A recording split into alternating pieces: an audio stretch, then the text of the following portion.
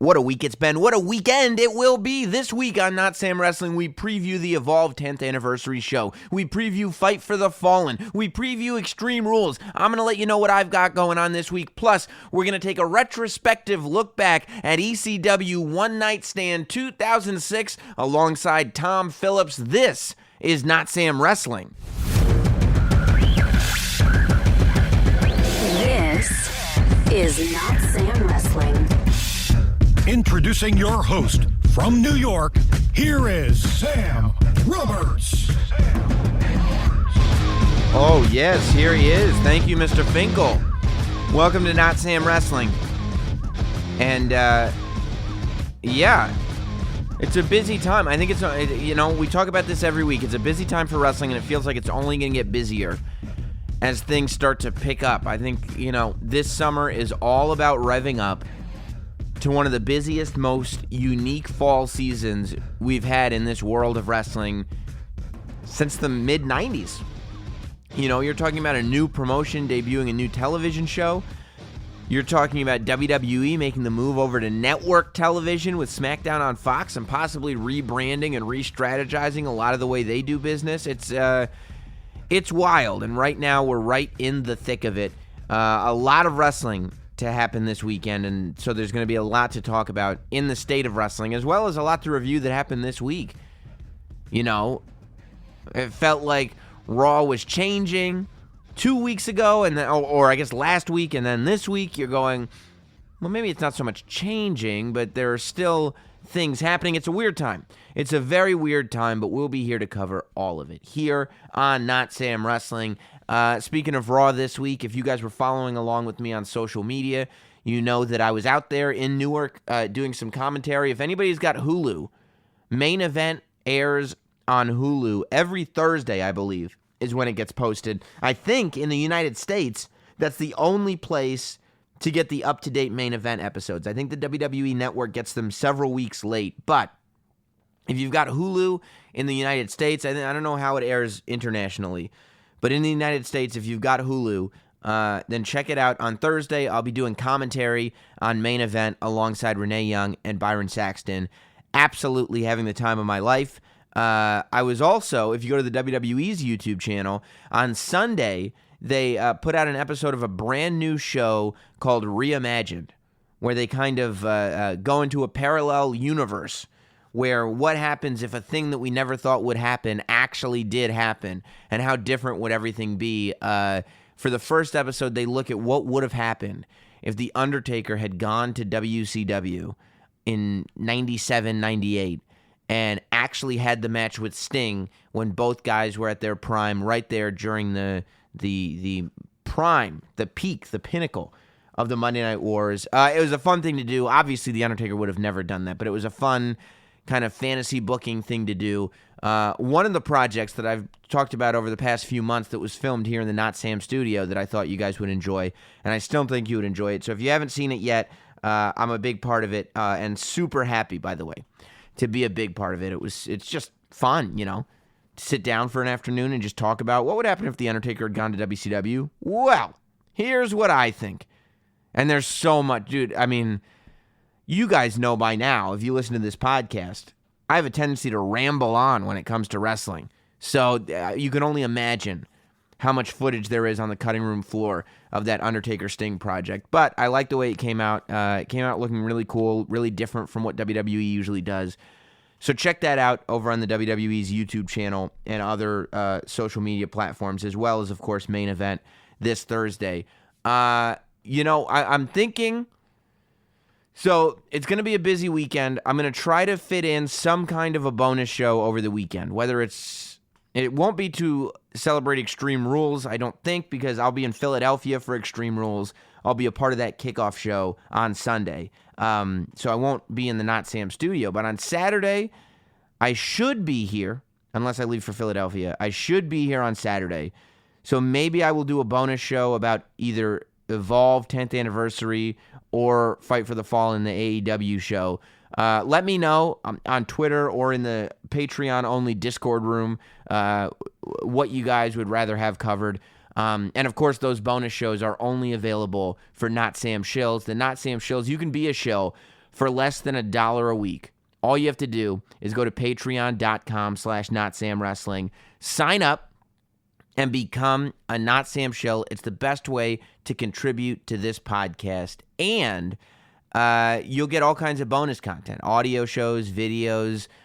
You'll get access. Every tier of the Not Sam Show Patreon page gets access to the Discord room where people are just talking about wrestling 24 hours a day, 7 days a week. And I appreciate all the new members to that Discord room that have popped up in the last week or two. It's really fun watching that community grow. So become a part of the community, patreon.com/NotSamWrestling. I'm sure I'll talk about it a little more later in the show. But this week, we're doing something special.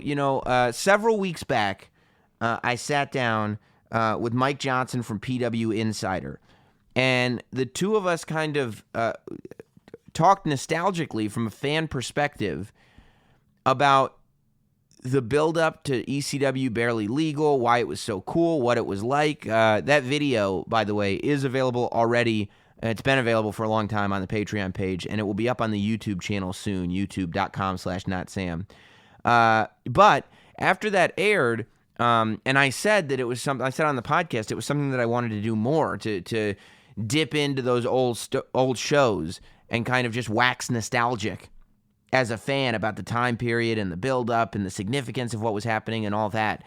A bunch of people reached out that are, just big wrestling fans, but also in the wrestling business, and thought it would just be a super fun thing to be a part of. And one of those people was Tom Phillips, the voice of WWE SmackDown.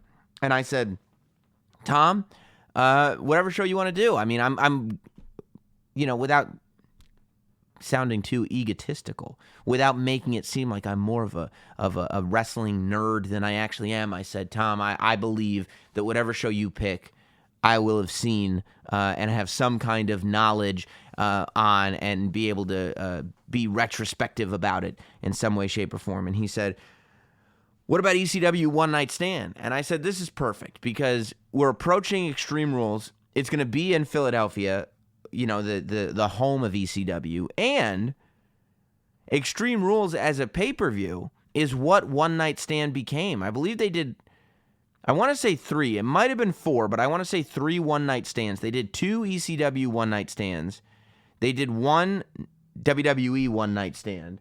And then I believe, after that, it turned into Extreme Rules. And that's where we are right now. So it's perfect timing to do it. I said, Tom, let's talk about it. Let's go over it. And I said, I assume that the show you want to do is ECW One Night Stand 2005. And he said, well, no, I want to do 2006. And I said, really? Because the conversation that we always have when we talk about those one-night stand shows, I mean, I remember how super excited I was for the first ECW one-night stand. And that first show is the one that so many people point to as being one of the best pay-per-views of all time, as being that special night. And 2006, I said, okay, if that's the show you want to do, that's the show you want to do. I think people are a little bit sour on the 2006 edition of One Night Stand because that is the pay-per-view that ushered in the WWE branded ECW show, which ended up being a failure and certainly was not the ECW that those of us that were giant ECW fans grew up with. But if you look at ECW One Night Stand 2006 as a show by itself and you don't pay attention to the TV that came after it, it's actually a great pay-per-view. So I said, Tom, that's a great idea. And it's unexpected, and I think it's one of those things that people will enjoy hearing about, and I feel like this conversation will probably push a lot of you to turn on the WWE Network over the weekend while you've got time. I mean, you got 3 pay-per-views, basically. They're not pay-per-views, but basically 3 pay-per-views happening this weekend. So while you're not watching AEW or Evolve or Extreme Rules, I'll bet you'll end up turning on ECW One Night Stand 2006 after this conversation. It's what we're breaking down this week on Not Sam Wrestling. I am taking a look back at ECW One Night Stand 2006 alongside Tom Phillips, the voice of SmackDown Live. Let's go to it. The Not Sam Wrestling interview. So, some of the people that have done the podcast before and some of the people that I know are big wrestling fans, even though they work in wrestling, we all started as wrestling fans. And after the Barely Legal show, I was having conversations with a couple people, actually. And one of those people is my guest at this time. He's the voice of SmackDown. His name is Tom Phillips from WWE. Hello, Tom. That's me. How you doing, man? What's going on? Fantastic. How are you? I'm delightful. I'm in Philadelphia. Perfect. And it's the city of extreme. Yeah. And, it made a whole lot of sense, Sam, that when we were talking about great moments, that we look to extreme. Well, yeah, I mean, I was talking to you about, what show was your show or whatever, because we did this Barely Legal show, and you were like, I loved One Night Stand 2006, ECW One Night Stand 2006. Now, we'll get into the whole thing, and we'll talk about, the build-up, because, you're just a fan watching at that point, right? Yeah, so it was crazy, and I remember when I came on your podcast in the first place in the luxurious Notsam studio. That's right. In that my upbringing on wrestling was very different in that. So my parents were not fans, did not like it. It was a lot of blood, a lot of violence, a little more risque and everything like that. Yeah, so especially in that. That's the thing about the Attitude Era. You're a little younger than me, but not that much younger than me. And my parents told me that when I was in high school watching the Attitude Era, they said, like, we can't stop you from watching this now because you've been watching since you were, an infant. But if you just, in high school as a 13-year-old just decided, okay, I'm going to start watching wrestling, they were like, there's no way we would let you watch this. This right, is exactly. insane. And especially the early ECW stuff. But yes. At this point, 2006, so I was in high school. So it was a little bit more like, he's watching whatever he wants at this point and everything. So I don't believe I bought the pay-per-view live, but I wound up seeing it after the fact. I can't remember exactly how. But so, again, my parents were just not fans of it. So unfortunately, I never had a chance to really go to an ECW event. I never had a chance to go to the 2300. I never had a chance to go to the Hammerstein Ballroom. And it's like, I don't hold it against my parents. I completely understand why they did. I would. But that's on my wrestling bucket list still. Yeah, well, now that you guys have Evolve coming to the WWE Network, maybe you go to the Evolve 10th anniversary show at the 2300 Arena. That's true. I'll have to see what day that is, and see if I'm in the state. Yeah, depends on where we are. But yeah, so it made my processing of ECW and wrestling as a whole very different. And then as a whole, once I got older and I realized, ECW was a Philly product and everything like that, and I went back and poured over stuff on the network. So see, that's amazing because you grew up in Philly, yes? Mm-hmm. Yeah. So so were you aware, at least even if you weren't a fan? Was there a larger awareness of ECW as a brand just because it was so... I mean, in New York, we took some ownership over ECW because they were at the Elks Lodge in Queens. At the end of ECW, the Hammerstein became their home away from home. But realistically, everybody knew that ECW was a Philadelphia product. Was there a kind of awareness that you had for it?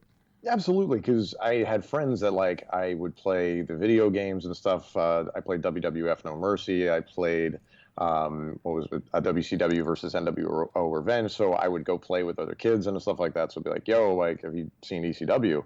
So when I first was discovering it, it's like, "What's that?" And then you turn it on, and it's just outrageous stuff with all these weapons and all this stuff and blood everywhere, and it's like, this is ridiculous. So I had to check it out. Yeah. And then of course the invasion angle. So it was like, oh, okay, it all just kind of came together at this really cool time in wrestling. That's amazing that really for you, and I guess it's exposure and its age, that ECW as a brand, you really got exposed to it through the invasion angle.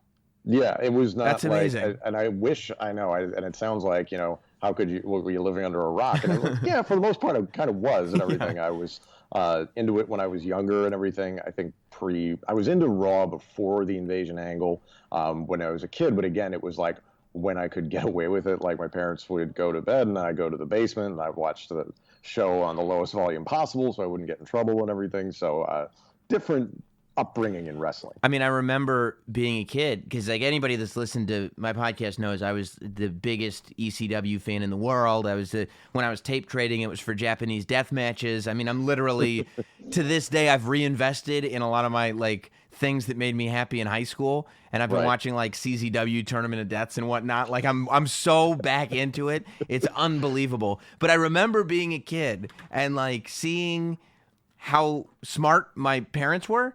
And going, because ECW, they used to, it was basically an infomercial, right? There were no commercials on ECW TV. It was all commercials for ECW products. So I went to my mom and I was like, oh, you know, and I would tape it and I would show her the tape and I'm like, can you call and order me this T-shirt? And she would go, yeah, of course. Hey, why does it say ECFNW? And I was like, no, it's just a, you know, it's like a thing, you know. And she's like, I'm not gonna. My child is not gonna go to school wearing a shirt that says ECFNW. It's not gonna happen. So I was like, oh, okay, you know. You can't get away with that now. No way. Kids go to school with any lever of like profanity or anything that's even mildly controversial, and they get kicked out of school. Right. You would have been punted out of school. It would have been very bad. Well, yeah. So instead, I just had to wear a shirt that said "Suck It" on the back. So you know, it is what it is. That's better. That's somehow better. I don't know.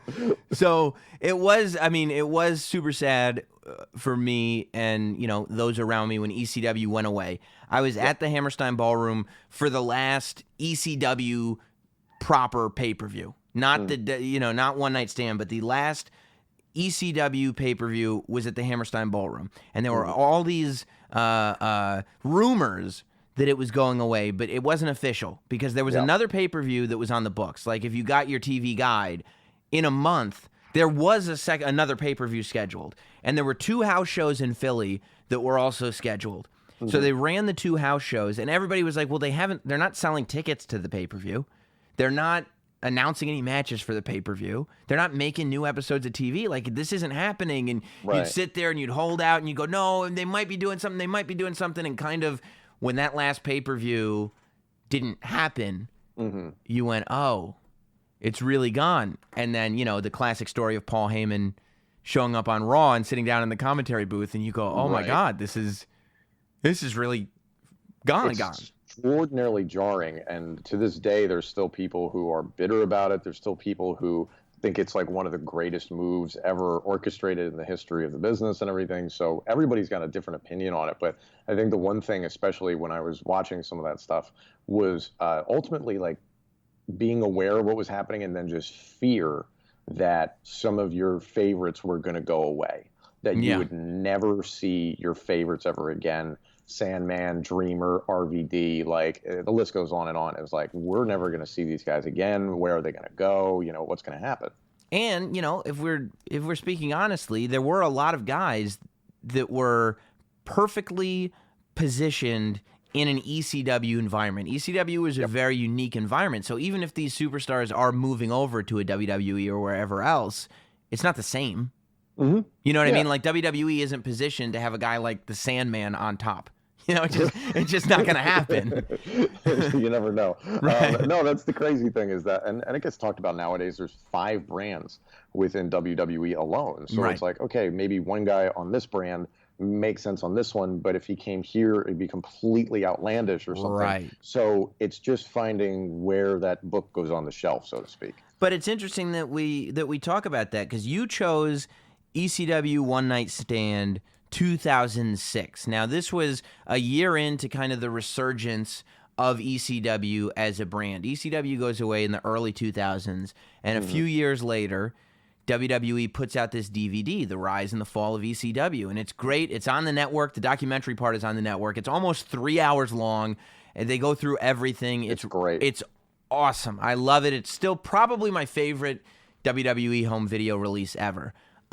And it sold like crazy. It sold, I think, only WrestleMania sold more DVDs the year that DVD came out. So, it raised a lot of eyebrows. And then the story goes that Rob Van Dam was the first person that actually pitched Vince McMahon on an ECW reunion pay-per-view and said, you got all these guys here.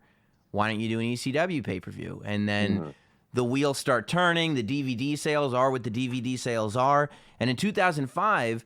they put together this One Night Stand pay-per-view at the Hammerstein Ballroom, which is done in a way that WWE never really had or really has since done it. It was just totally different. Totally different. It didn't look like WWE. It wasn't polished. It looked like the people producing ECW pay-per-views were truly given free reign, and they produced this pay-per-view. And the pay-per-view was super successful. I think it did 300,000 pay-per-view buys. It sold out Hammerstein Ballroom. and it was one of the first pay-per-views that they offered on WWE.com, but the website crashed. So apparently there were even more than the 300,000 that wanted to see this thing. And then, of course, the DVD and everything. And they go, okay, we're going to go back next year, and we're going to do One Night Stand 2006. And this pay-per-view is unique because this isn't a reunion show. Because right around One Night Stand 2005, Shane Douglas was doing, it was the Hardcore Homecoming. And doing his own independent ECW revival brand that kind of lasted actually a few shows independently. And there's a couple DVDs out there of some of those shows. But this wasn't about an ECW reunion in 2006. This was a full relaunch of the brand. And this is the pay-per-view that was going to launch WWE's ECW brand onto the show on Sci-Fi. So, Tom, the question is, in my mind, 2005 is like the classic One Night Stand pay-per-view. When I came to you and said, what's your show? What made it 2006? So granted, 05 is spectacular. Right, I of loved course, 05. yeah. I loved 06 because I was, and still to this day, am a huge Rob Van Dam fan. So when I became aware of what ECW was, and then I was like, okay, who's like one of the best guys there? Everybody's like, Rob Van Dam. Yeah. And that was the night Rob Van Dam wins the WWE title. And they were calling it all night. And then in the lead up to that, the Raw and SmackDown commentators were basically calling it would be, an atrocity. It would be an abomination if this ever happened. And then meanwhile, you got Tazz and Joey Styles calling the pay-per-view itself. And they're like, there's never been a WWE title defended in an ECW ring. This is crazy, and we're doing this for the first time tonight. They had it with the World Heavyweight Championship.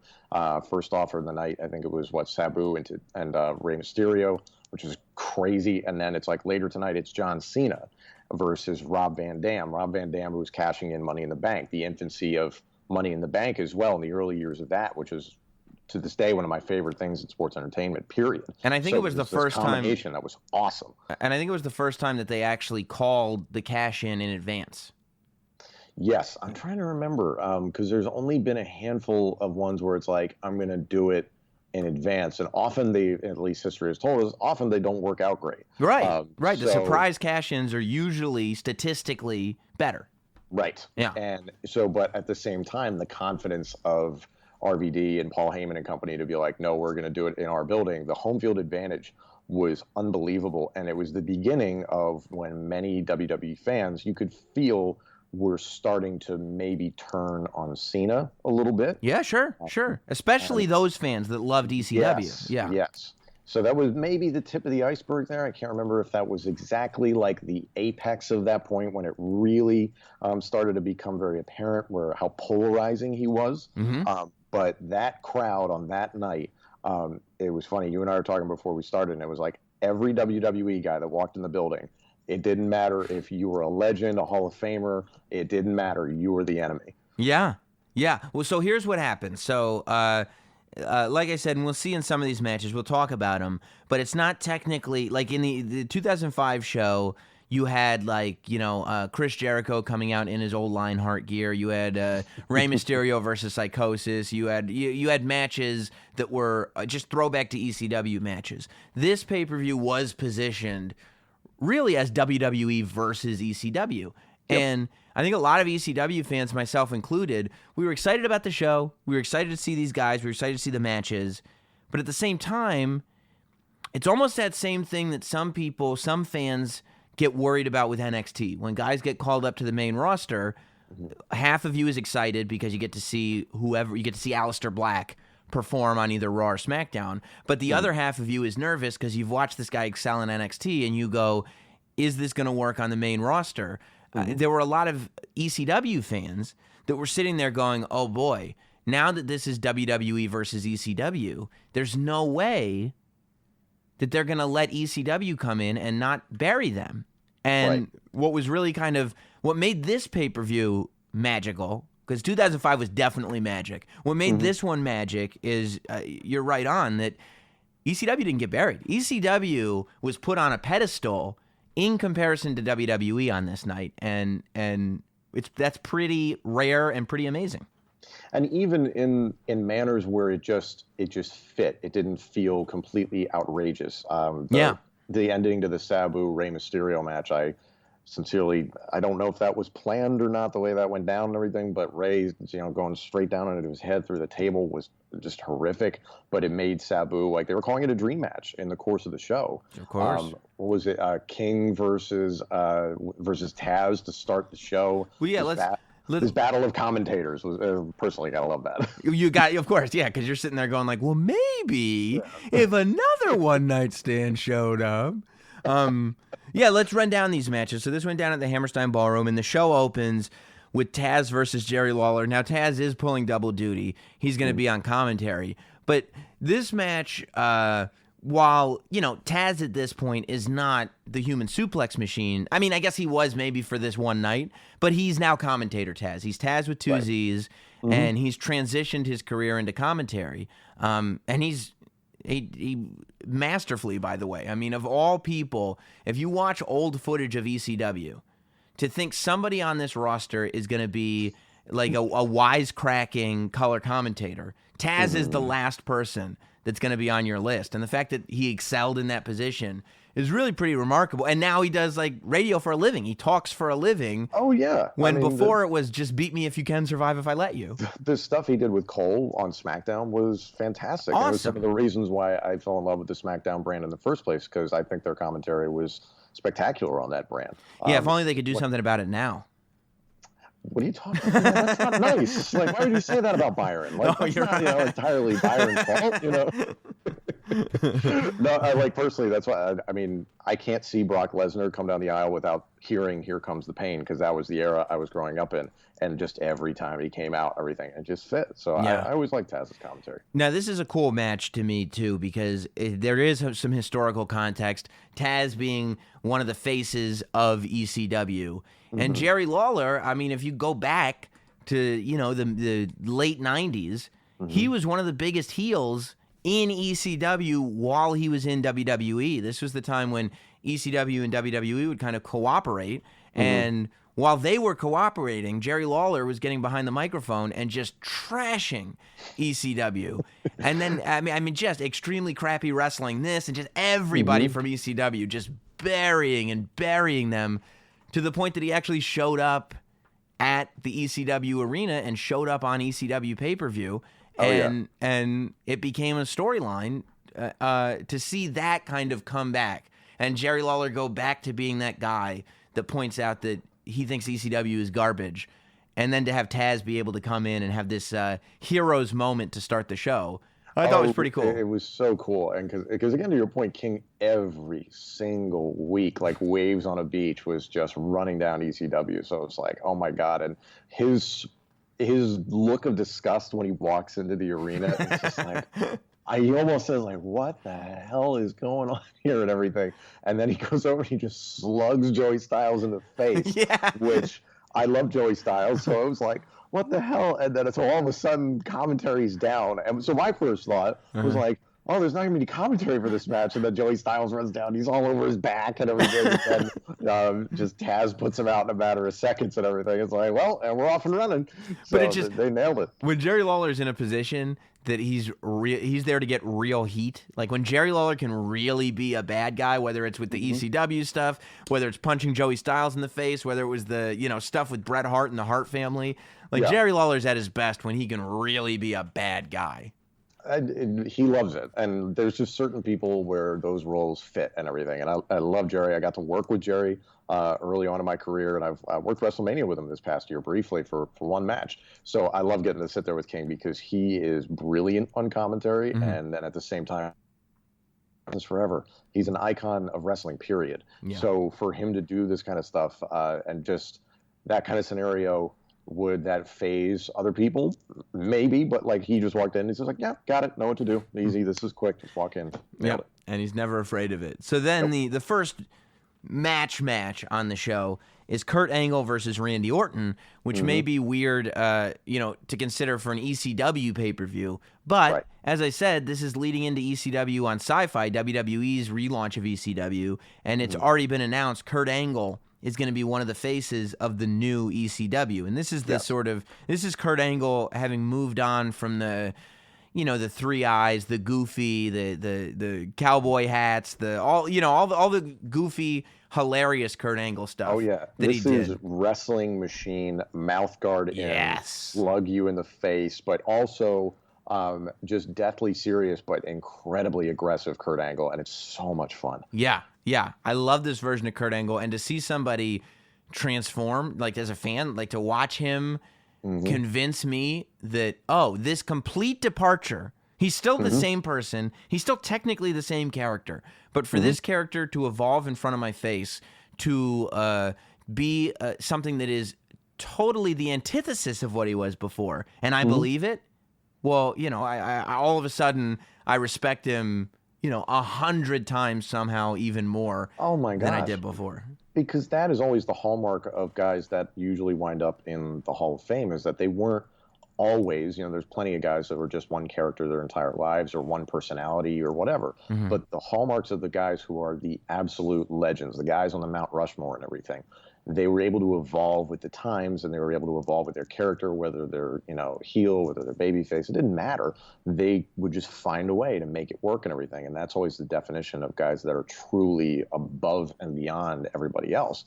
And Kurt, at that time, it was very cool how commentary is positioning him. He fits in perfectly here in ECW. And I think if you'd said that before that event, and I think they were, but if you said that before that event, you're kind of like, yeah, how is that going to work? Like Kurt Angle, who was a multi-time world champion, how are you going to put him in the Hammerstein Ballroom? Is that going to fit? And to the point we were talking about before, is this going to fit here on a different brand? And it did. They took to him in a heartbeat. Yeah. I want to get back to that retrospective look of One Night Stand 2006 in a moment, but first, I want to tell you guys about something. You guys know that I just had a baby not too long ago.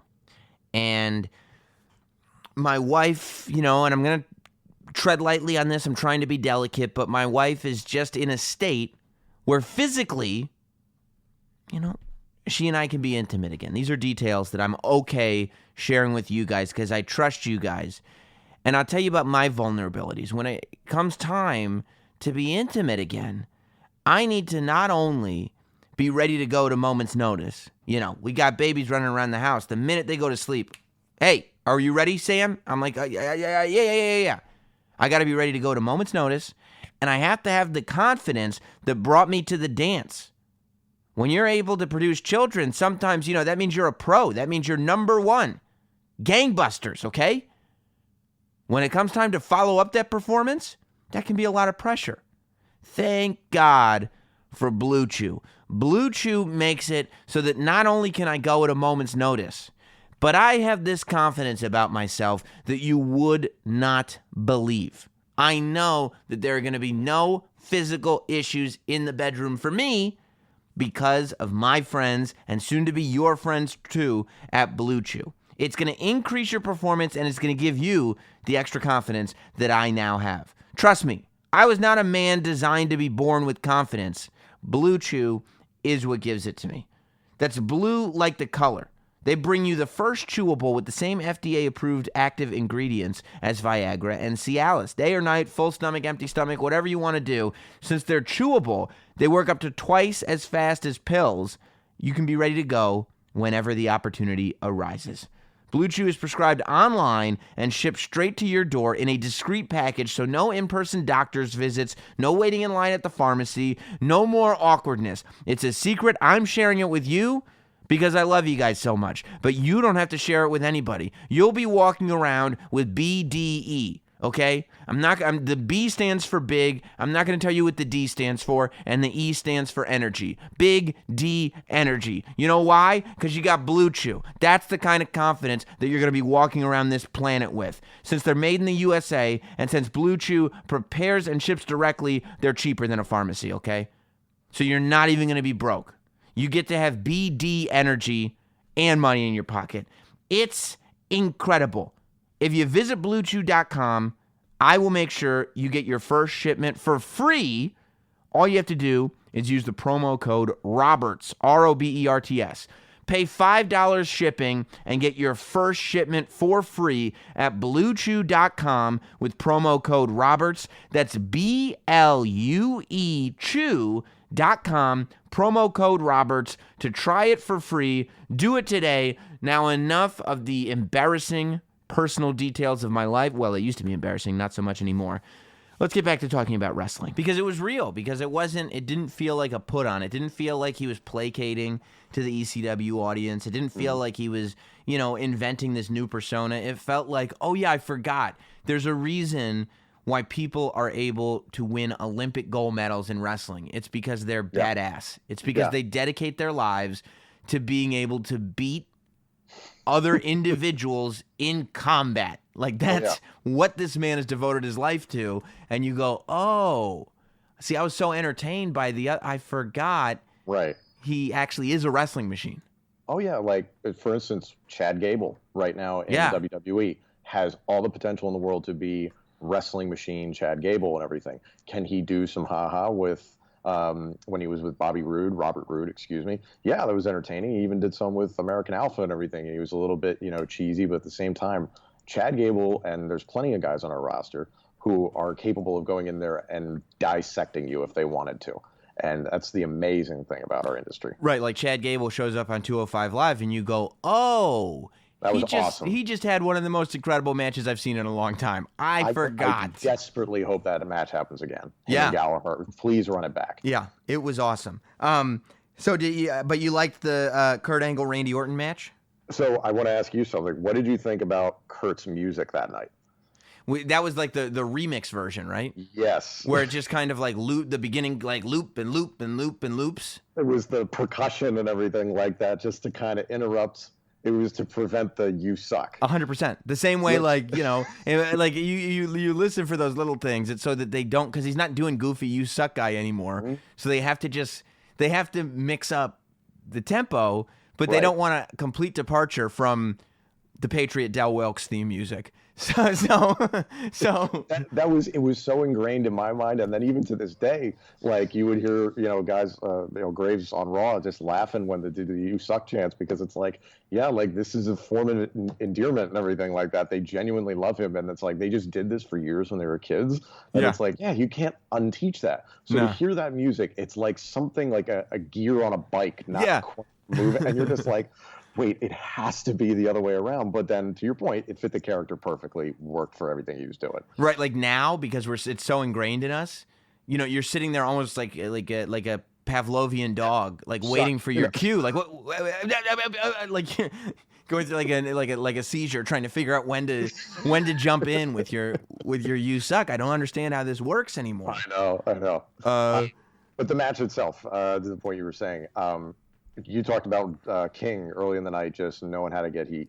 Mm-hmm. Randy Orton just walked out there, and just the smug look on his face, and him basically maybe taking a swing, attempting to take a swing, thinking about taking a swing at that kid. Yeah. He gets in the ring. Even Tazz and Styles are like, fireworks, and he's doing his pose and everything like that. And they're like, fireworks at an ECW event and everything. It's like the whole thing, for as much as Kurt fit.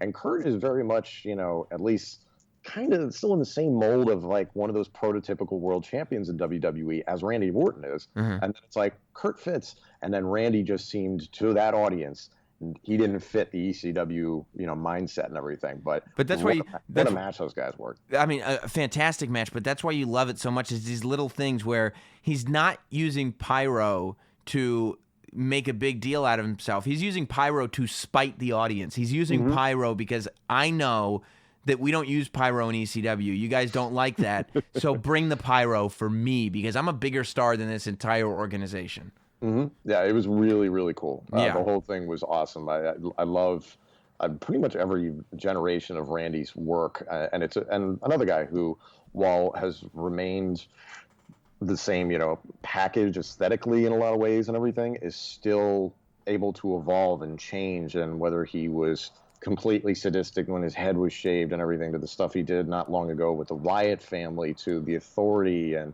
bouncing around with Evolution and everything like that. It's like there's so many different chapters of Randy, and each one of them is just fantastic. Yeah, and it just keeps growing. Like each chapter builds on itself and builds on itself and builds on itself. It's so cool to watch. So then you've got an ECW throwback match coming up next, which I loved. The FBI, which is Little Guido and Tony Mamaluke, with Big Guido, of course, in their corner. Guido. Of course. Well, you're not gonna have Little Guido there and not have Big Guido there. First of all, and they were very quick to point out this is Nunzio in WWE. Right. So they were like, oh yeah, he's this, but he's also that and everything. So. I mean that's like a fun line. Like they're like, well, we're not gonna have first of all. Even if we weren't concentrating on owning the name, right? We're going to change your name because we'd like to own it, but we're also not going to have a character on our show called Little Guido. That's not going to happen. So it's really not going to work, man. So you're going to be Nunzio, but then they're smart enough to know that if we go into the Hammerstein Ballroom with ECW flags flying and we go, hey, here's Nunzio, forget it. Yeah, Boo, Little Guido. Like the whole night would be that. So they're smart enough. It wouldn't work out well at all. Right. So it's Little Guido and Tony Mamaluke, and they're going against Super Crazy and Tajiri, who I always love. Super Crazy and Tajiri. I mean, but the FBI kind of represents probably maybe like one, I don't want to say generation, because ECW generations, it wasn't around that long, so it moves so quickly. But I would say that the FBI was probably right in the middle of ECW, and Tajiri and Super Crazy was the generation that was kind of towards the end of ECW. But I thought seeing these guys come together was great, and it got me as a fan excited for the ECW relaunch because it made me go, oh, so we're not just sitting here going like, here's the new ECW. It's Kurt Angle versus Randy Orton. And you're going, oh, right. Okay. Like when it's like we have the FBI and Tajiri and Super Crazy. As a fan, and we got Big Guido, everybody's there. So as a fan, I'm going, okay, there's some fan service here. Like I'm getting excited about it as an ECW fan, as somebody who still after all these years has not let go that my promotion is gone. The fact that this match is happening makes me happy. Yeah, it's, like you see it, like it's different in wrestling, but at least with sports teams and everything like that, it's like, okay, you've got your core of guys who may have gotten drafted by the brand or something, or drafted by the franchise and everything. And then you get some free agents here and there to kind of piece things together. But then it's those guys that have been there for a long time that the fans really get emotionally connected to. They may not be, the top flight stars or something like that and everything. But as long as they're the guys that have been there for a while and, have, put in the blood, sweat, and tears, it's like, yeah, okay, this feels authentic and everything. So, and Tajiri and Super Crazy put on some of the best matches in the history of ECW. Yeah, oh yeah. And then what Tajiri would then go on and do in WWE, we talk about incorporating the entertainment element while also being a completely devastating striker and everything. It was the perfect combination. Yeah, I mean, that's another one. Like, who here is going to really grasp the entertainment style of WWE? And it's like, wow, Yoshihiro Tajiri is pretty good. Really? Right. Tajiri's the one. Okay. Who predicted what he did with Regal? That's what I'm saying. And what's amazing is, as fondly as I look back on everything Tajiri did in ECW, really, when I think of Tajiri, pretty close to top of mind is the William Regal WWE stuff, which says a lot to Tajiri. But that's but again, that is part of what WWE is all about, is that some of the most memorable moments are the entertainment portions of it. And there are plenty of matches that you could put on tape that are like, yo, like this guy is spectacular. It's like, yeah, but he did this thing that I've watched 1,000 times on YouTube and I'm belly laughing over 20 years after it happened and everything. Yeah, I Those mean, are the guys that live forever. Think about Booker T. Like, you're talking about a guy who just world championship after world championship after world championship. You're talking about WrestleMania main event. You're talking about, like a storied career in both WCW and WWE. But the first thing is, remember when he fought Stone Cold in a grocery store? The grocery store.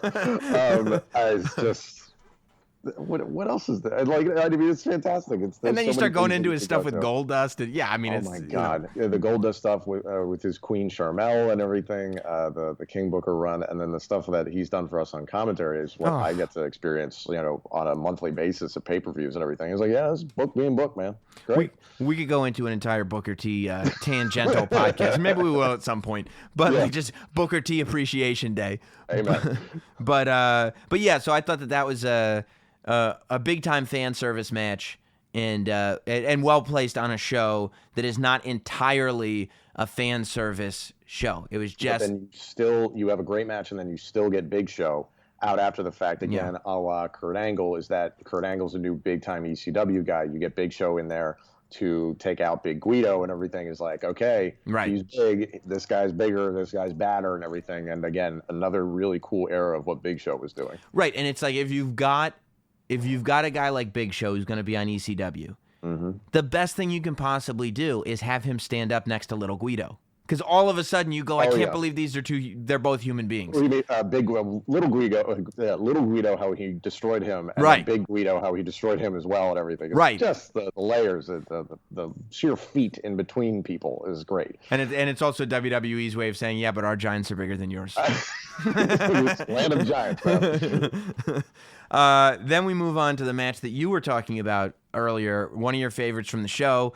The World Heavyweight Championship on the line. This is Rey Mysterio, and this is during his run of being the underdog champion. He won the Royal Rumble. He goes on to WrestleMania to win the World Heavyweight Championship, and now it's June of that year, and he's in the Hammerstein Ballroom, and he's defending the World Championship against Sabu, of all people. Now, they do kind of tip the hat a little bit to the fact that Rey Mysterio is an ECW alumni. Yes, and he's got it on the back of his mask. Right. Which even the commentators are kind of like, oh, is he sucking up to the crowd? Is he trying to play that up? And it was like, no, I think Ray genuinely feels like beholden to ECW in some respect in terms of helping him get to where he did in his career. But it just didn't matter on that night. Like you didn't matter what anybody from WWE could have potentially done that night. It just didn't matter who walked down the aisle. You're the enemy. But I love that the commentators did that because Rey Mysterio put ECW on his mask as a tribute to his history, when in reality, this wasn't about the history of ECW, this pay-per-view. This was about the future of the newly branded ECW, which is going to include Sabu and Kurt Angle and Big Show and those guys. So the fact that the commentators were kind of turning Rey Mysterio, who, I mean, I pointed out that he's doing his underdog. He's doing his run as the underdog because he's never been more loved than he was at that time. Like everywhere he went, it was like, I can't believe we finally have a champion. And I think the commentators were actually taking something really nice that he did and kind of twisting it so it turned him, like you just said, for that night into a bad guy. Yeah, and again, to your point, 06 was absolutely his year. Yeah. Everything he did that year, overcoming Randy Orton, one of his bitter rival to this day, was really incredible. And then you pair him against Sabu, and they're calling it from the outset a dream match. Couldn't agree more. I loved Sabu. I was going to say, if I was huge into Rob Van Dam, like Sabu was number 2, because some of the stuff he would do was absolutely crazy. And like the weird thing was, like, it took me, unfortunately, coming to work for WWE, that you realize just how brutally awful all these hardcore matches and Extreme Rules matches and ECW rules matches, how brutal they were on bodies and everything. And they're just smashing each other with the chairs and the table spots, and later in the night with the Mick Foley Edge match and everything. So me, the little kid, and then also in high school, was like, yeah, this is awesome. And then I get old, like, oh, I feel so bad for you. I'm giving you a hug and everything. So thank you for doing that. You guys are psychotic, but thank you for doing that. You know? But then Sabu is like, yeah, but this is kind of what I do, so let's try not to. Yeah, please don't say that I shouldn't be doing this, because this is how I put food on the table. So, as a matter of fact, this is how I put food on the broken table. Oh my God! They're all broken in my house. You're just the worst. Yeah, yeah. Well, yeah, the match was insane, and then again, the moment where Ray's head went through the table, and it looked like at least pretty darn close, like right into the ground. I love that. One of the worst spots to this day. I love that you said that you couldn't really tell if that was supposed to be the ending of the match or not, because that was the thing about Sabu. And if you go back through Sabu's history, there are so many way more, I think, than with any other wrestler ever. There are so many Sabu moments where you're like, I can't understand. Like, I don't know what's supposed to be happening here and what's real life anymore. Because Sabu he'd mess up every move, and then he would just go and do it again. You know, I mean, how many times would he set up a chair to jump off the chair onto the ropes? Every time the chair would fall, he'd just, all right, let me set it back up again and do it again. Well, some guys would get like, ugh. It's just this dogged determination that I'm going to do this. Yeah. And I don't care what happens to my body. And that's what endeared him to that audience, is because it's like they want to see it. And they're like, oh, like, because if you got upset with yourself and ticked off and everything, then they'd be like, oh, screw you and everything. But he just went for it every single time. And they're like, yeah, no matter what, he's going to do something outrageous. So, I mean, one of the classic moments in the original ECW was the Born to be Wired barbed wire match between Terry Funk and Sabu with the title on the line. And that match is amazing because, I mean, halfway through, he literally rips his bicep like off his arm, Sabu, with barbed wire by mistake. He has to tape his arm back together so he can keep going with the match. But Sabu ends up winning the ECW championship. And to this day, I don't know if he was supposed to win that match or not, because Sabu and Terry Funk, by the end of it, were literally stuck together. In pieces. In barbed wire. Like, barbed wire just wrapped around the two of them. Sabu was just kind of on top of them. The referee counted the 3, and then they had to spend a half an hour with wire cutters trying to get them free. But I'm going, I think they just had to end this thing, and Sabu became the champion because of it. Just get it over with. Just let these guys get out of the building alive. Yeah. And then, to the point about the 06 match and everything, they get so many good shots of Sabu's back and his chest and his arms, and, like, it's true to the character, but it's also the man having put himself through all that. It's just gruesome to look at and to even think about. So, but again, the match that he had with Rey was fun to watch and everything. It was brutal. But then the way it ended, I'd probably have to ask Rey at some point, be like, hey, was that the way that was supposed to go? And just, I enjoyed it as a fan, and I'm just glad they're all okay. Yeah, exactly. You're just glad okay, you have the ability to ask Rey Mysterio at this point, are you okay? Hey, 2006, are you okay? It's like, that's another cool thing to have calls over Rey's matches. So yeah. And this is to the point in the pay-per-view, I think, where stuff starts to take a turn, and it's like, okay, this is where ECW is going to differentiate itself as a brand. Now, I mean, would it end up doing that? I think that we should let ECW One Night Stand 2006 live kind of on its own, because everything that happened after it was a bit of a disaster. But it was just very different, and it evolved into a different sort of product and everything like that. So that was special for me watching that. You're in the Hammerstein Ballroom. Right. It was a lot of hope for the future. It was all these mainstays of ECW coming with. But in a vacuum, that show is spectacular. That's where it should be, in a vacuum. So we go from the Extreme Rules match between Sabu and Rey Mysterio. It ends in a no contest. Rey Mysterio keeps the title. The fans don't get outraged because I think, like you, they couldn't tell if what would, you just wanted both guys to be okay. Exactly. You were like, dude, this is brutal. Exactly. Yeah, totally different. So then you move on to another Extreme Rules match. This time it's intergender, and it's Edge, Lita, and Mick Foley versus Beulah, Terry Funk, and Tommy Dreamer. And I mean, this match is absolutely insane. And what strikes me really about this match is, we've seen Terry Funk. This is what Terry Funk does. This is the type of match he does. We've seen Tommy Dreamer do this before, but for Edge, at this point, and Mick Foley to some extent, but again, I think Mick Foley is going, you know what? I got one left in me. Let me show him how we did this thing. But for Edge, at this point in his career, I mean, Edge was so hot at this point in his career. One of the top bad guys in all of WWE. For him to go out there and say, you know what, I'm gonna do it the way you guys do it. I'm not gonna be overly protective of myself. I'm gonna take a lot of risks in this match and create something that people are gonna remember for a long time. And my God.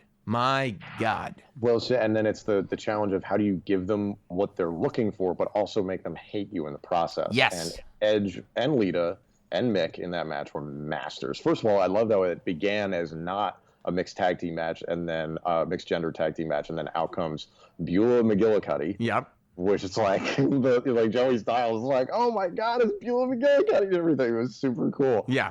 And Tommy Dreamer's out there with Terry Funk. So I looked this up before you and I did this, is that Terry Funk, again, has retired and come out of retirement multiple times and everything. But according to the internet, I'm pretty sure his last match was in 2017. Mm-hmm. Just put that into perspective. This is 2006. Right. When this is happening and everything. And the way this match ends with him in barbed wire and his eye like all bandaged up and there's just blood everywhere. And then he kept going for another 11 years, according to the internet. I don't know if that's right or wrong. I'm sure it's wrong or right. I don't know. Who gives a crap? But at the same time, he went on for a long time. But he's been around for a long time, and he's doing this at that age in 2006. And it was just, oh God, I don't even know how to describe it. Especially, brutal. And I mean, and think about before it. If you watch Beyond the Mat, and it's like 1997, and Terry Funk's going, I think it's time to retire. I don't think I have any more left in me. And and he did that every other year for about 20 years. A lot of guys have. But the funny thing to me is that again, Mick and Edge had this crazy, insane match at WrestleMania that then sets this up, and they are very quickly able to go from two guys trying to kill each other to Mick being like, "Oh yeah, no, we're buddies now." And then building up to this, and we talked about every guy of WWE walked into that pay-per-view as the bad guy and everything. And Mick, for him to be able to turn that around in about a couple of months or something like that. Yeah. Pretty wild, because the support for him going into WrestleMania was strong. And and the support for him from ECW fans. Like, to have the ECW fans treat you as a WWE guy. Although, and it's almost poetic, because when Mick Foley was in ECW, he became a heel by calling Eric Bischoff Uncle Eric and deciding to not do anything hardcore, because it's exactly what fans wanted from him. And it was some of the best stuff that he had done up to that point. Yeah, brilliant. It was great. This match was pretty gruesome. They had to cut Terry Funk out of the barbed wire at the end. I love that. They stayed on camera with that the whole time and everything. Just slowly picking him, and Joey Styles was like, "Will somebody please get him out of the barbed wire?" It's just, you're cringing watching this. And the whole time, him and Tazz are just, you can tell their stomachs are turning as they're calling this match. And they're probably genuinely concerned. I'm sure they were. You should have been. The amount of blood that, when Terry first gets taken out, because, there's the cut over his eyes, screaming, my eye, and everything. The blood that's left on the mat under the turnbuckle is sizable. And you're like, this is bad. This is, to the point where you're worried. And then him coming through the crowd with the barbed wire 2x4, and him just being like, I'm not done. It's like, oh my God, I can't believe this is happening. And it's just so funny, because you want to say Terry Funk going, my eye. It's like, it's a little over the top with the my eye stuff, but then you look at it, and the visual evidence of what's happening in front of you going, oh my God, his eye. Yeah. It's not Vader in Japan, but it's still it's pretty bad. Yes, exactly. So we keep it up with the kind of brutality and real ECW style by going into the Balls Mahoney Masato Tanaka match. Now, I love that Masato Tanaka's on this pay-per-view. He was on the first one-night stand in a match with Mike Awesome. The stuff he did in ECW, incredible. And Balls Mahoney. What can you say about Balls Mahoney? If there's ever going to be a guy in the ECW, his name was going to be Balls Mahoney. The hardcore chair swinging freak from Nutley, New Jersey? So ironically, I don't know if Sarah Schreiber is aware of this. I'm sure she is. That Sarah Schreiber is also from Nutley, New Jersey. Whoa, can she swing a chair that well? We should find out. Talk about a juxtaposition in personalities. How great would it be if she just started showing up with steel chairs that were painted with just Schreiber written on top? And I'd love that turn. That'd be really great. No, this match was kind of just something to pick you up off the mat, because of how awful that previous match was with Mick and Edge and Terry and Dreamer and everything. But to your point, it was funny how the commentators did take the time to throw some shade on Mike Awesome, because of everything Mike Awesome did in departing ECW and then heading to WCW and everything. And to the point you said, Awesome versus Tanaka was one of the best matches in ECW history, and they are still bitter about that guy leaving the company and everything. And they have every right to be. It makes sense in retrospect. But yeah, it led to Mike Awesome showing up in WCW led to Tazz leaving WWE for a night to go to ECW to get the title away from Mike Awesome. So you had WWE's Tazz versus WCW's Mike Awesome at an ECW show, and I'm sitting there going, that has to be the only time in history Vince McMahon, Paul Heyman, and Eric Bischoff have worked together at the same time. Am I right or what? That'll never happen again. That will never happen again. I mean, it might. You think so? I don't think. No way. No way. Yeah. Let the internet, they'll handle it. Yeah. Amazing, though. Amazing. Amazing the ball. And this is also like, Balls Mahoney and Masato Tanaka are just like, okay, I know you've seen the fire and the barbed wire and the tables and whatnot. How about two guys that are just going to hit each other as hard as they can? Would you like to see that? And I go, yes, I would like to see that. Yeah, that's great. There's a handful of guys in WWE now today that's still, it's like every once in a while, it's like, yeah, this one, like they're going to beat the hell out of each other. Right. And when all goes according to plan and everything and everybody's all right in the end, those are fun to watch if you can pull them off. Yeah. Now, this is the moment. This is the Tom Phillips moment. This is the moment of the show. This is the Rob Van Dam, John Cena match. Oh, I thought you were going to say when JBL comes out and just lambastes the crowd. Because the year before he destroyed It's one of my favorite JBL moments of all time on TV. One of the best, the year before what he did in 05. And then just for him to come out in 06 and just be like, yep, dude, forget about you. And Tazz is like, no one invited you to come here. Like, and he's just getting booed out of the building. I mean, you talk about a guy, we talked about this with Jerry Lawler earlier, but you talk about a guy who is not afraid of heat. JBL coming out there and just not only not, because, the Blue Meanie thing, luckily, JBL and Blue Meanie are on good terms again. The Blue Meanie talks about it, and they turned it into a storyline, and they did a whole thing. But, I mean, at the time, a year before this, fans were legitimately pissed at JBL. They really wanted to end him. Yeah, they wanted to end him. And the 05 version, again, with all the Raw and SmackDown guys up in the balcony of the Hammerstein Ballroom and Heyman cutting, that scathing promo on those guys and everything. It was one of the greatest moments ever. Yeah. Because it was so much fun. The Matt Hardy thing was in play at that time and everything. So it was really interesting just how they were just like, let's do it again. This worked out so well last year. Right. Let's do it again to these fans. Let's play on all that. Just as they've kind of thinking that they may be over it, let's remind them. Let's remind them of... long national nightmare continues. JBL is back in the Hammerstein Ballroom. Yeah, I mean, and he just enjoys it so much. He just, you see guys that you can tell they're like, ooh, I didn't want people to hate me that much. And JBL's like, no, please more. Ooh, no, that's perfect. Yes, yes. But yes, to your point, the moment we were all waiting for. Yeah, no, that was magic with JBL, though. But we could also probably do a JBL appreciation podcast about all of his bad guy stuff, because it's just, I mean, it's never ending. Sure, and the it's feedback great. on Twitter will be great. That'll go really well.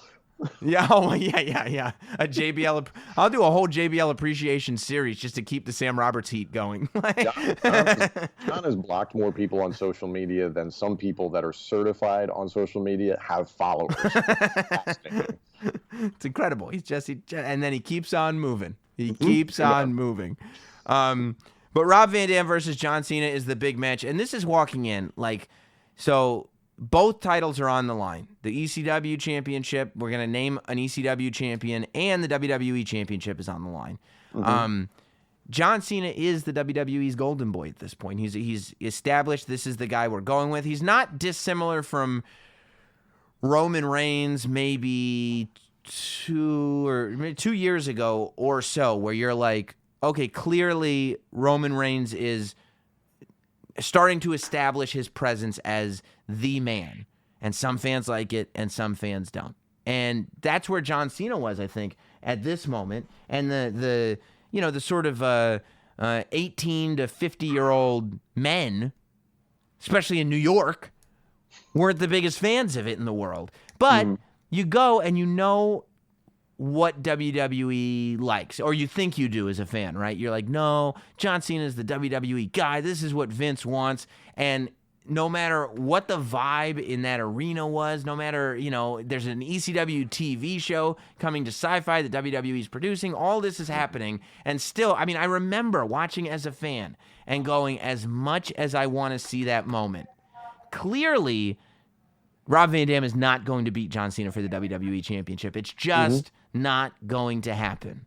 And to your point also that we talked about earlier, Money in the Bank getting cashed in with notice. It's like this spells disaster for Rob, but at the same time, you can't discount him being in the Hammerstein Ballroom. It's an ECW pay-per-view. It's an ECW show altogether. So there's so many things to make you second-guess yourself walking into that. Right, like if there ever was a time for Rob Van Dam to win this match, it would be now, but he's still not going to win. Like that's what's going on in my mind. How wonderful are these fans, though? The fact that John Cena cannot give his shirt away. He throws it into the audience. They throw it back. He throws it to somebody else. They throw it back. He throws it to the third side. They throw it back. Nobody wants that shirt. And John Cena, a good amount of time on that too. So great. So great. It's just getting boos rained down on him. There's no polarizing. There's no, freedom of speech. Oh, no. Everybody in the Hammerstein Ballroom on that night hates John Cena, and nobody wants his stinking T-shirt. It was the Boston Red Sox walking into Yankee Stadium. Yes. Anywhere else in the world, you're going to find Red Sox fans. But in the Bronx, it's not going to happen. Right. And they have this match. And again, I feel like everybody knows in that building, right? Because everybody in that building is like you. They're Rob Van Dam fans. And you're sitting there going, Rob Van Dam should win this match. Rob Van Dam he should win this match. And you're going, okay. Like, this is going to be a close one. This is going to be a close one. This is going to be a close one. For me as a fan, when Rob Van Dam wins the match and he puts that spinner title on his shoulder, I'm going, I can't believe it. Right. ECW has won. Yeah. I mean, mind-blowing. It was a lot of things all at once. And again, it was that show in a vacuum about what they were about to become on Sci-Fi and everything in terms of looking towards the future. It changed a lot of people's perspective about what ECW was going to become in that moment. And then at the same time, you're off of the invasion angle and everything. And so many times that you've seen an ECW guy or a WCW guy hold a WWE title or a WCW title or something like that. So things like that had happened before, but never to this magnitude, so to speak. There are certainly moments that were comparable, but at the same time, that night, that location, that building, just everything that came together at the perfect time. And I don't know if there was a better guy in terms of Rob Van Dam to represent ECW at that time to win the title. It all worked out perfectly. Yeah, in that night. I mean, because everything after that night was not perfect. Very different. Yeah, because ECW starts to get... I don't know if we want to do this. I don't know if we're probably not going to have more of those Sabu, Rey Mysterio type matches. We're probably not going to have any more of those intergender barbed wire type matches. We're trying to, run a company here. We can't like to not staple human beings back together every other night. I can understand why the barbed wire went away. Yeah, we can't do that, or we're not going, maybe we could, we're not going to do that. We're making the conscious choice not to do that. Just olay that problem. Right. Rob Van Dam unfortunately ends up getting suspended, so, that title run ends up getting cut short. Whatever it could have been or would have been ended up not being because things happen. ECW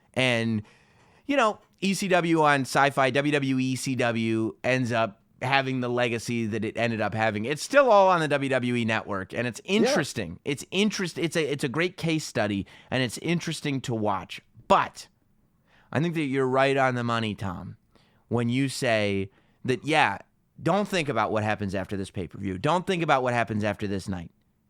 Enjoy, if you can enjoy One Night Stand 2006 in a vacuum, you've got an amazing show, you've got an amazing story being told, and you will leave that show.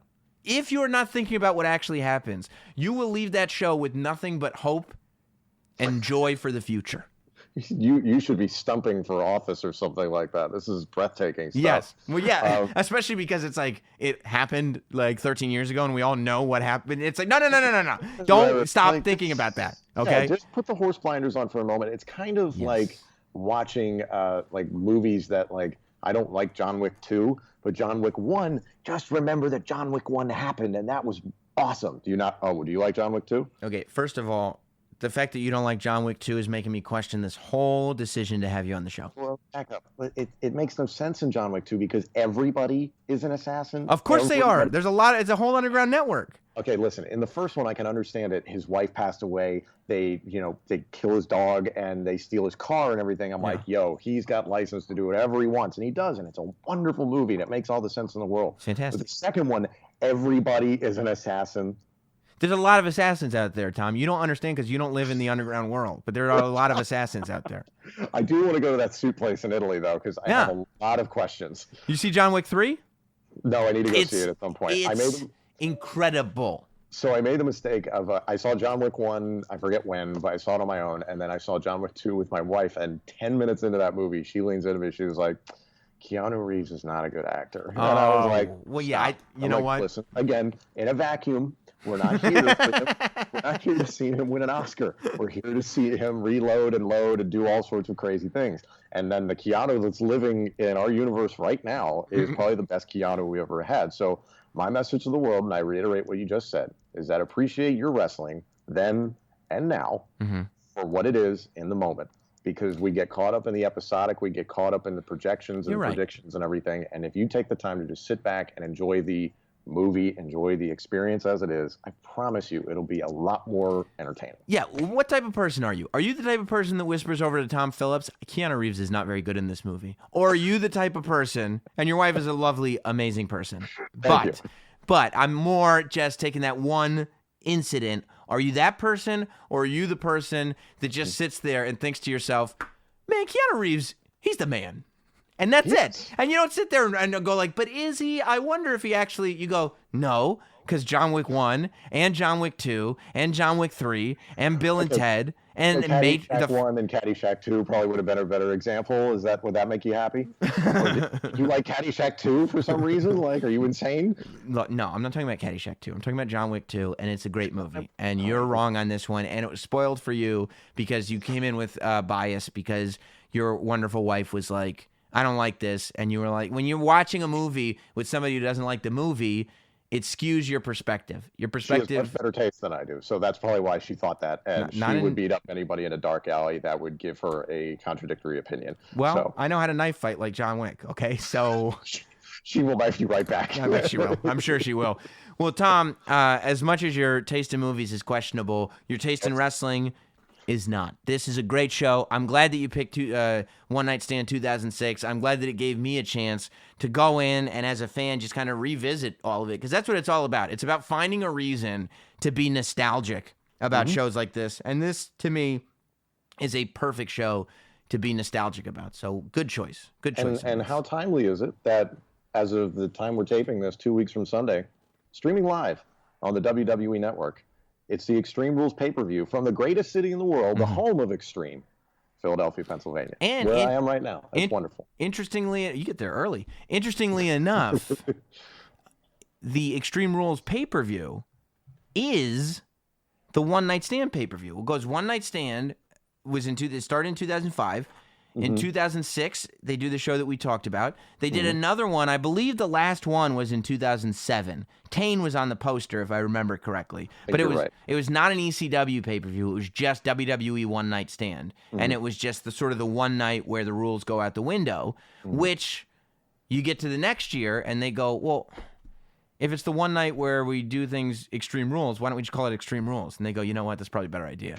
Branding, baby. And that's where Extreme Rules comes from. Extreme Rules is what One Night Stand was, and that's coming up. And we've got an intergender tag match at Extreme Rules. I can only imagine that when Becky and Seth get in there with Corbin and Lacey, we're going to see barbed wire. We're going to see fire. We're going to see tables and chairs. It's going to be incredible. It should be interesting. I only hope that Beulah McGillicuddy makes a run in at some point. Definitely. And, bring the whole thing full circle. Definitely.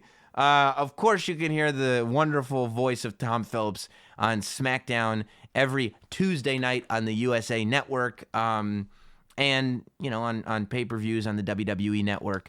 Thanks, as always, Tom Phillips, and as again, great choice. Thank you for having me, man. I'll probably see you in Philly. You bet. It's now time for this week's State of Wrestling. Yes, it is time for this week's State of Wrestling right here on Notsam Wrestling. You know what we do each and every week. Count down the top 5 stories in the world of sports entertainment, according to yours truly, the last professional broadcaster, Sam Roberts. Now, because of where we're at this week and how busy this weekend is, we're going to have a lot of preview. We're going to have a lot of lead-ins. I mean, there's 3 really big wrestling shows this weekend that are all going to be televised for everybody to see. 2 of them, well, I guess technically, if you have the WWE Network, all 3 of them are free. Technically, I suppose. If you don't subscribe to the WWE Network, you can subscribe for free and get 2 of them anyway. But, yeah, theoretically, if you do not subscribe to the WWE Network at the time that I am talking to you, you can get all 3 events for free this weekend. That's pretty spectacular based on what these events are. The pro wrestling world has a lot to live up to. I feel like this week, I don't know if you guys follow me on social media or you listen to the Jim Norton and Sam Roberts radio show, but between the family getting into a fatal 4-way at Toontown and Disneyland and the short guy getting beat up in the bagel store, this week just pro wrestling in life.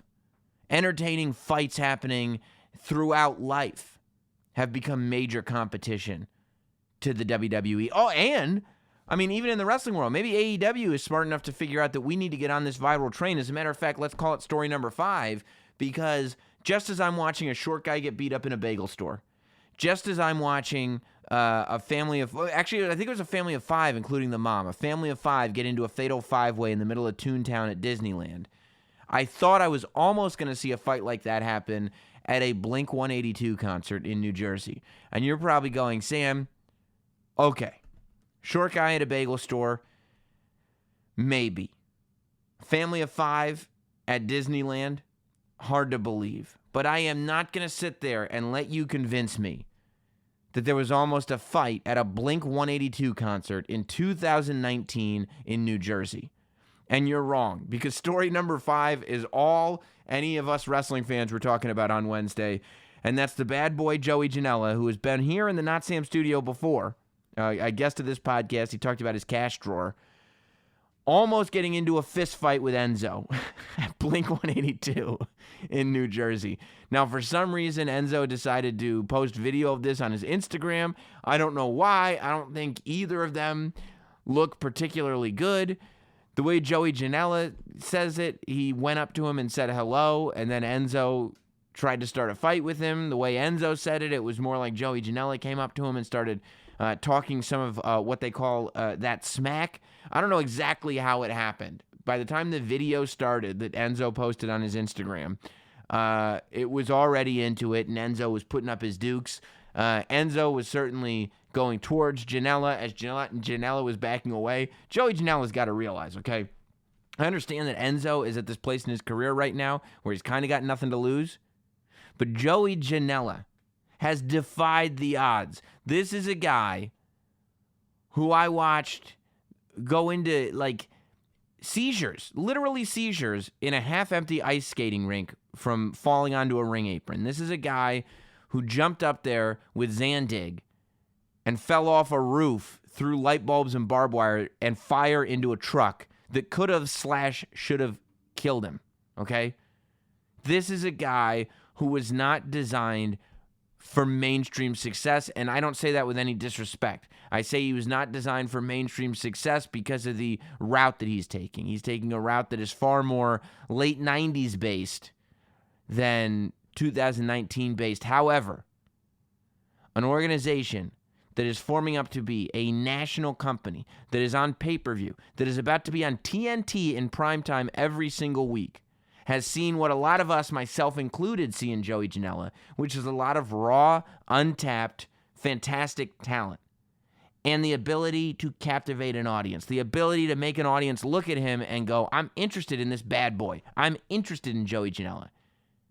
That's what Joey Janela's got. That's what AEW saw. But if you're going to be on TNT in primetime every week, you can't be getting into fights with Enzo at Blink-182. You can't do it. You can't.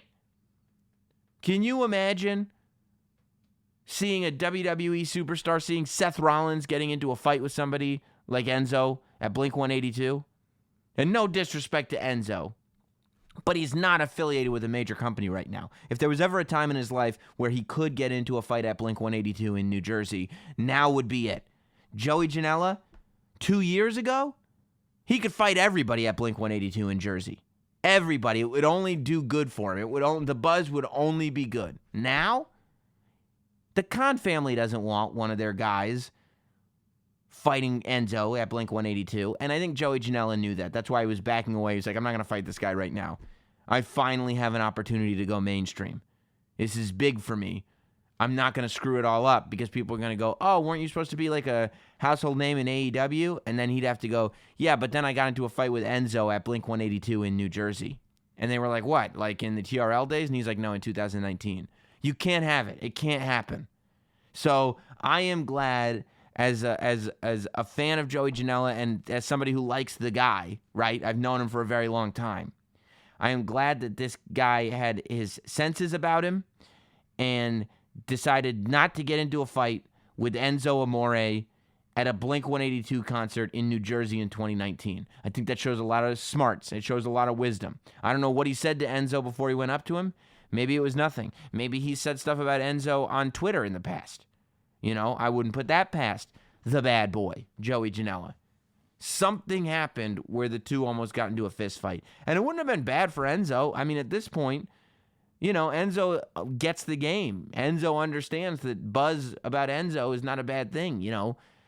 Getting thrown out of a WWE pay-per-view, getting thrown out of Ring of Honor, just kind of all this goofy nonsense. It doesn't hurt Enzo. He's not in any company right now. Joey Janela, it would be bad for. So I'm very glad for the bad boy's sake that he did not end up getting into a fight with Enzo at Blink-182 in New Jersey in 2019. Because what's next? The next stop is getting into a kickboxing match with somebody at a Smash Mouth concert during Epcot Center. You know what I mean? In the middle of Epcot Center. You can't do that. Not in 2019. What's next? Sugar Ray concerts aren't safe anymore? Come on. Don't do that to me. Don't do that to me.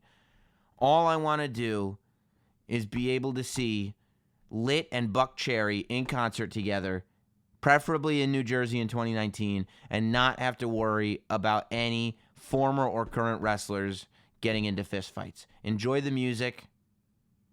Enjoy the scenery. Have a cocktail if you want to. Have a cotton candy, whatever you want to do. Get yourself a tour t-shirt. Go back to your seat. Don't get into a fight with Enzo. That's the thing. That's the lesson that I would teach any up-and-comer. You know, it's wild. There are, every now and then, a young wrestler will come up to me because I've been doing this podcast for so long and ask me if I have any advice for them. And I say, I am not in a position. You're a wrestler already.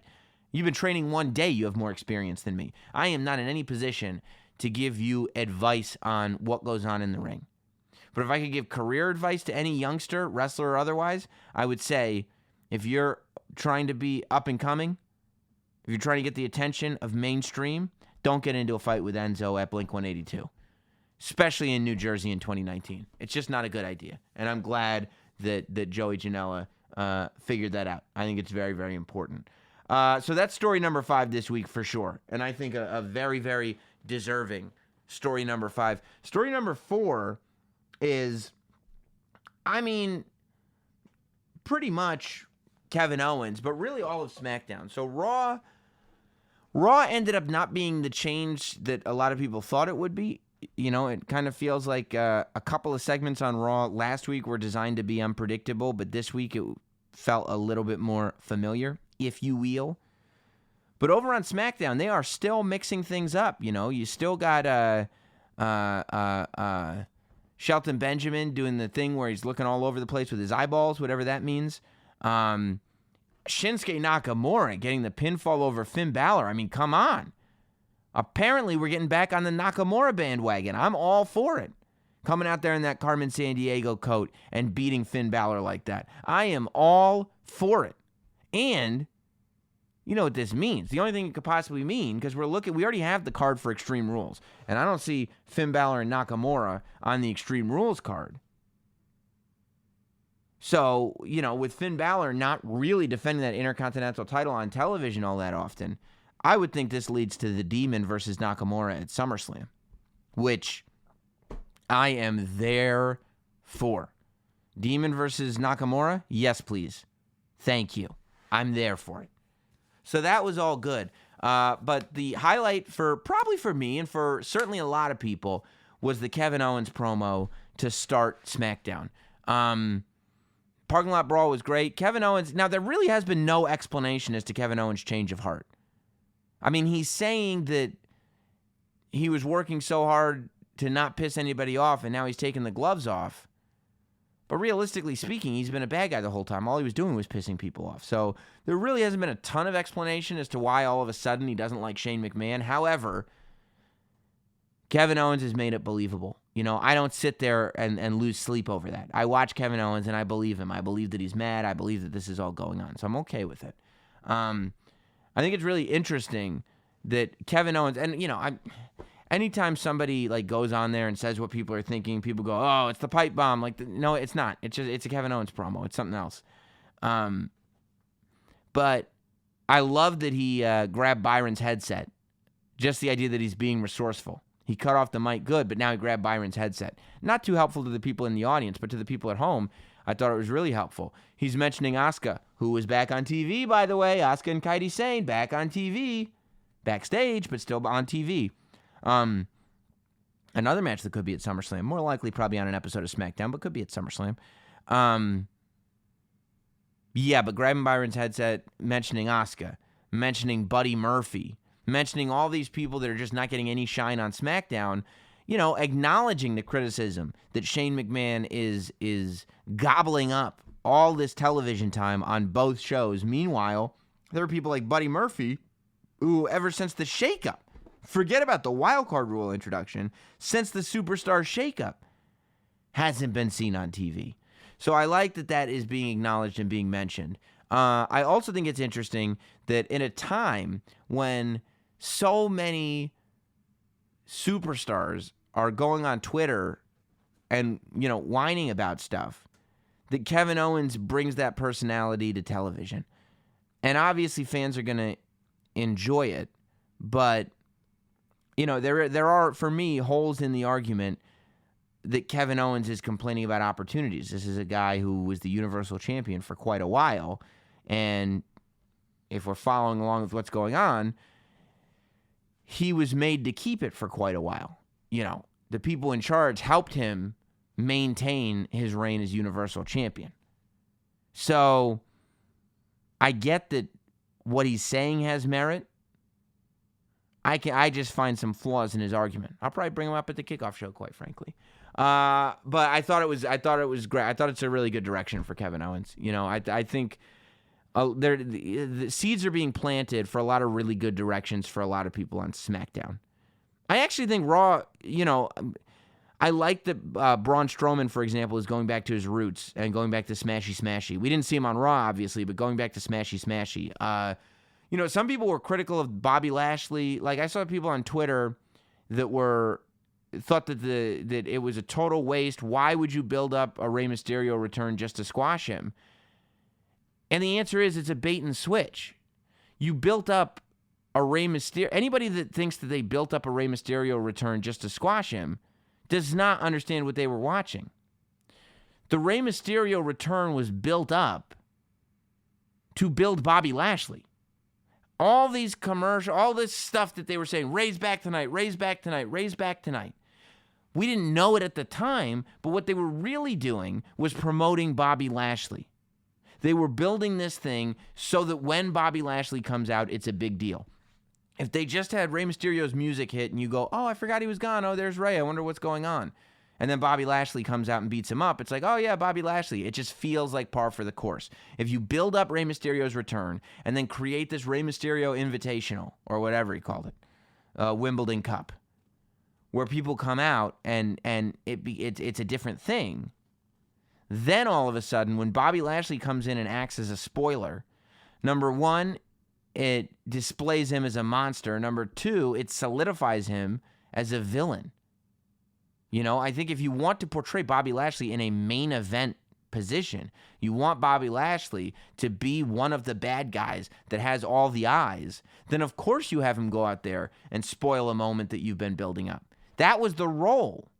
The Rey Mysterio segment was designed to make us fans believe that it was a Rey Mysterio segment, when in reality, it was always a Bobby Lashley segment. So this idea that, like, WWE is so stupid that they would build up a Rey Mysterio segment just to squash him. No, the purpose of that segment was not to squash Rey Mysterio. The purpose of that segment was to make Bobby Lashley look like a beast.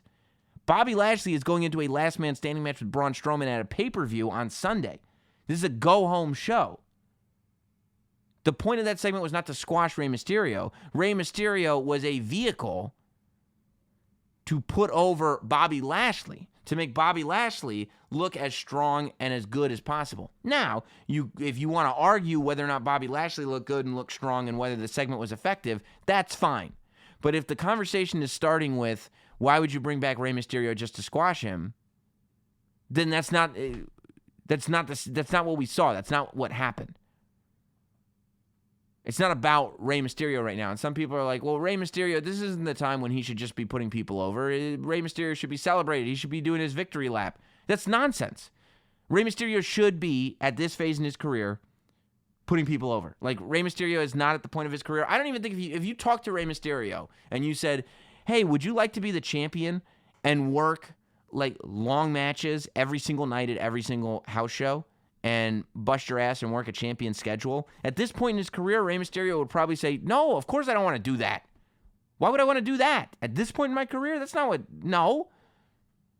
So instead, you take a guy like Rey Mysterio, who is so good. I mean, when I hear Rey Mysterio's music, I get excited.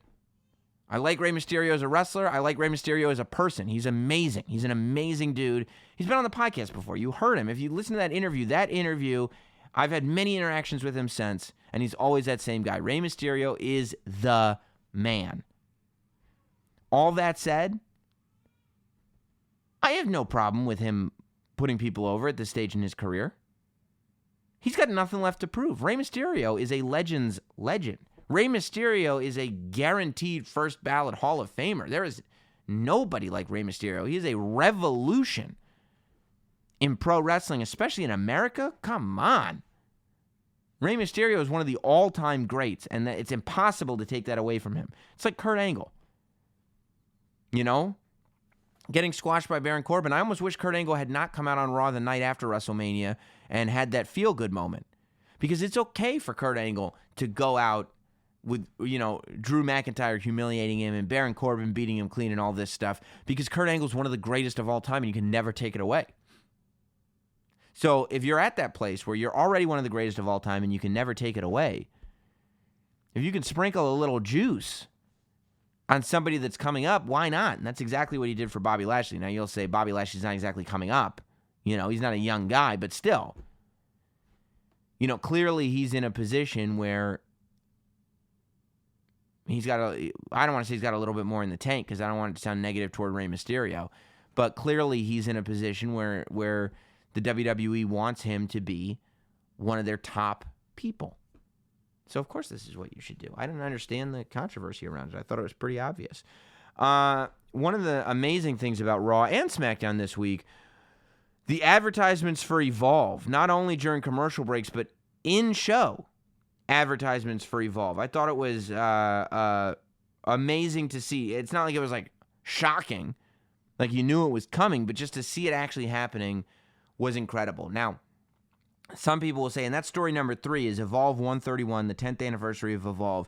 It happens at the 2300 Arena, the former ECW Arena, this Saturday at 8 p.m., and it's going to air live on the WWE Network. I'm sorry, on the award-winning WWE Network, which is only $9.99 a month, and new subscribers get their first month free. I don't know if you heard.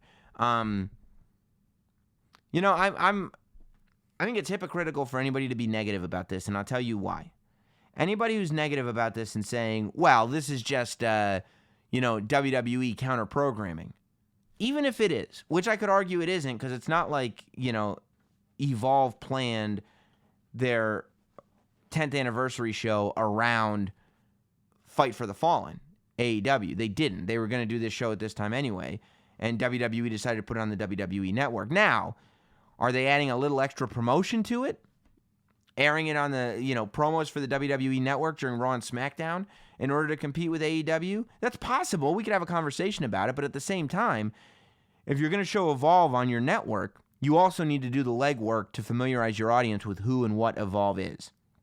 So you can argue back and forth to what level this is really counter-programming versus what WWE would have done anyway. Again, you can argue it. What you can't argue is that this is really good for wrestling. What you can't argue is everybody said, I'm excited about AEW because I'm excited about competition because it'll make everything better for wrestling in general, for the business in general.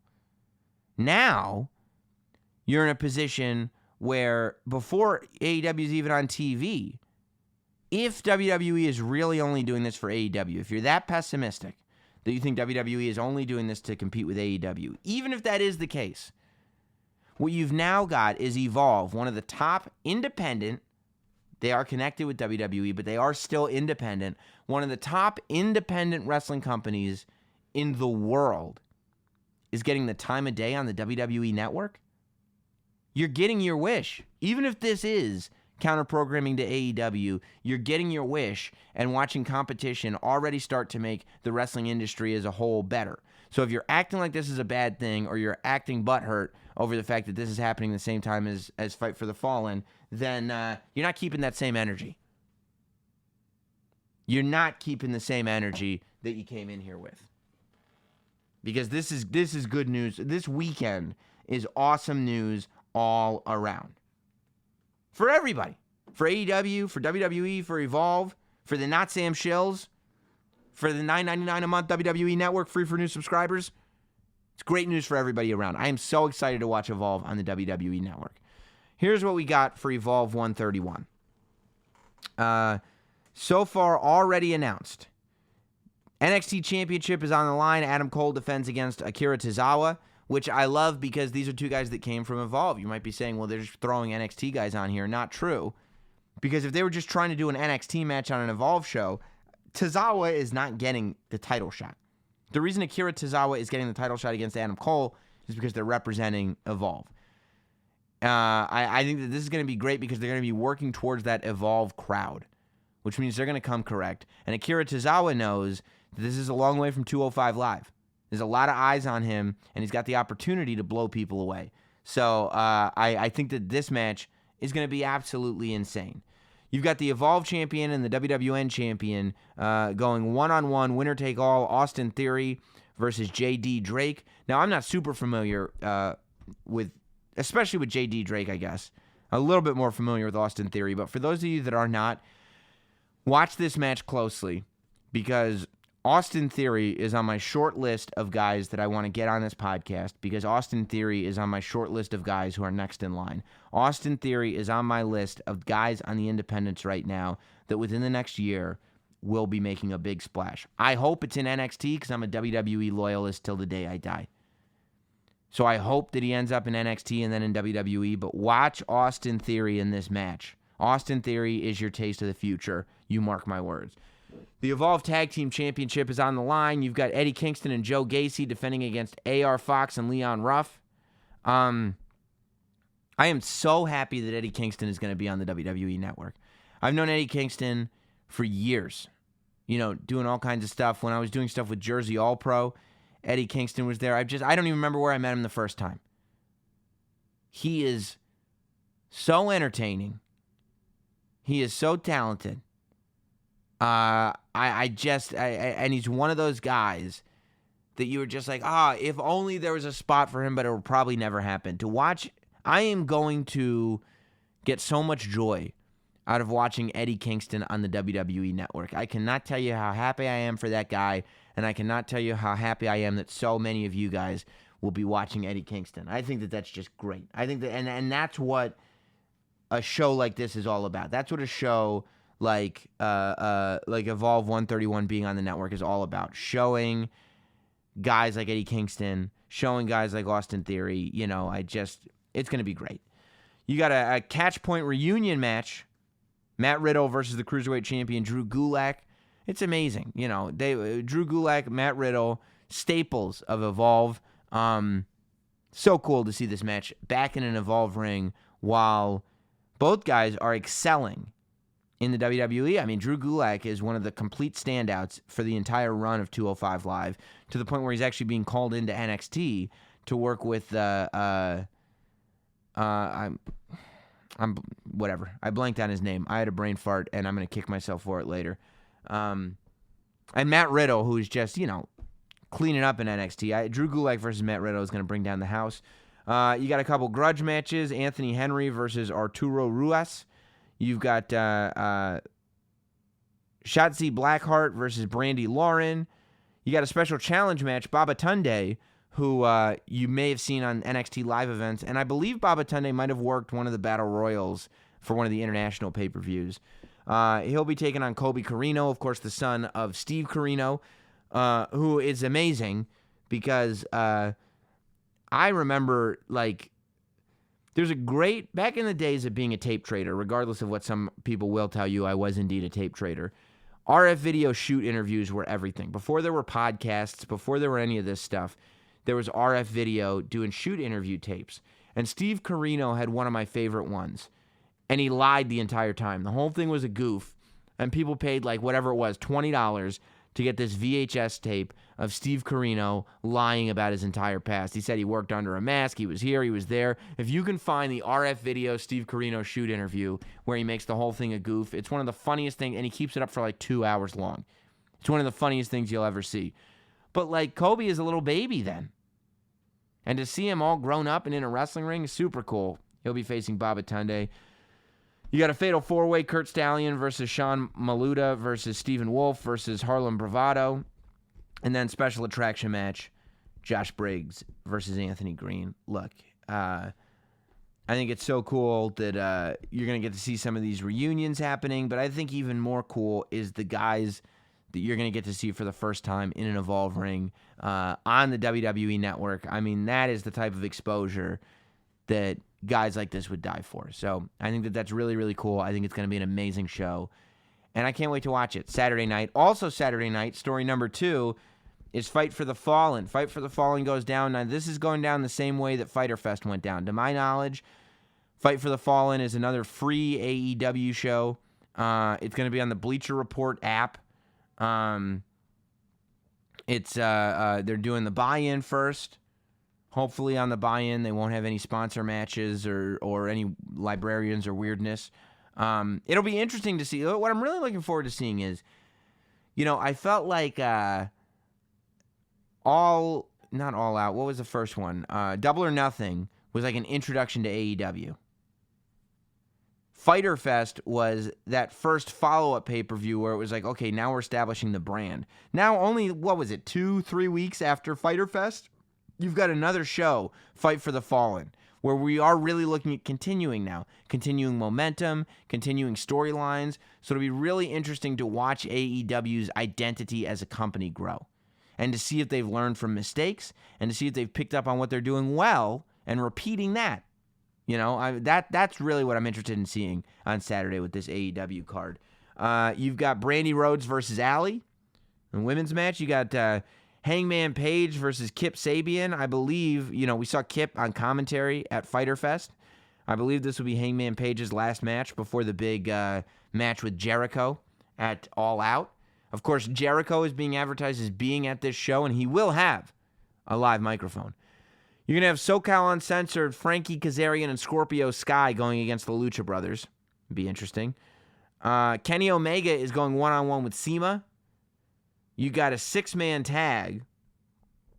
This is on the buy-in, which is a little surprising to me because a lot of these people, 4 to me really got made at Fyter Fest. So it's interesting to me that you wouldn't put like maybe the Hangman Page match or Brandi Rhodes versus Allie or one of those matches on the buy-in. I would not put this match on the buy-in. This is a match that's going to establish people even further.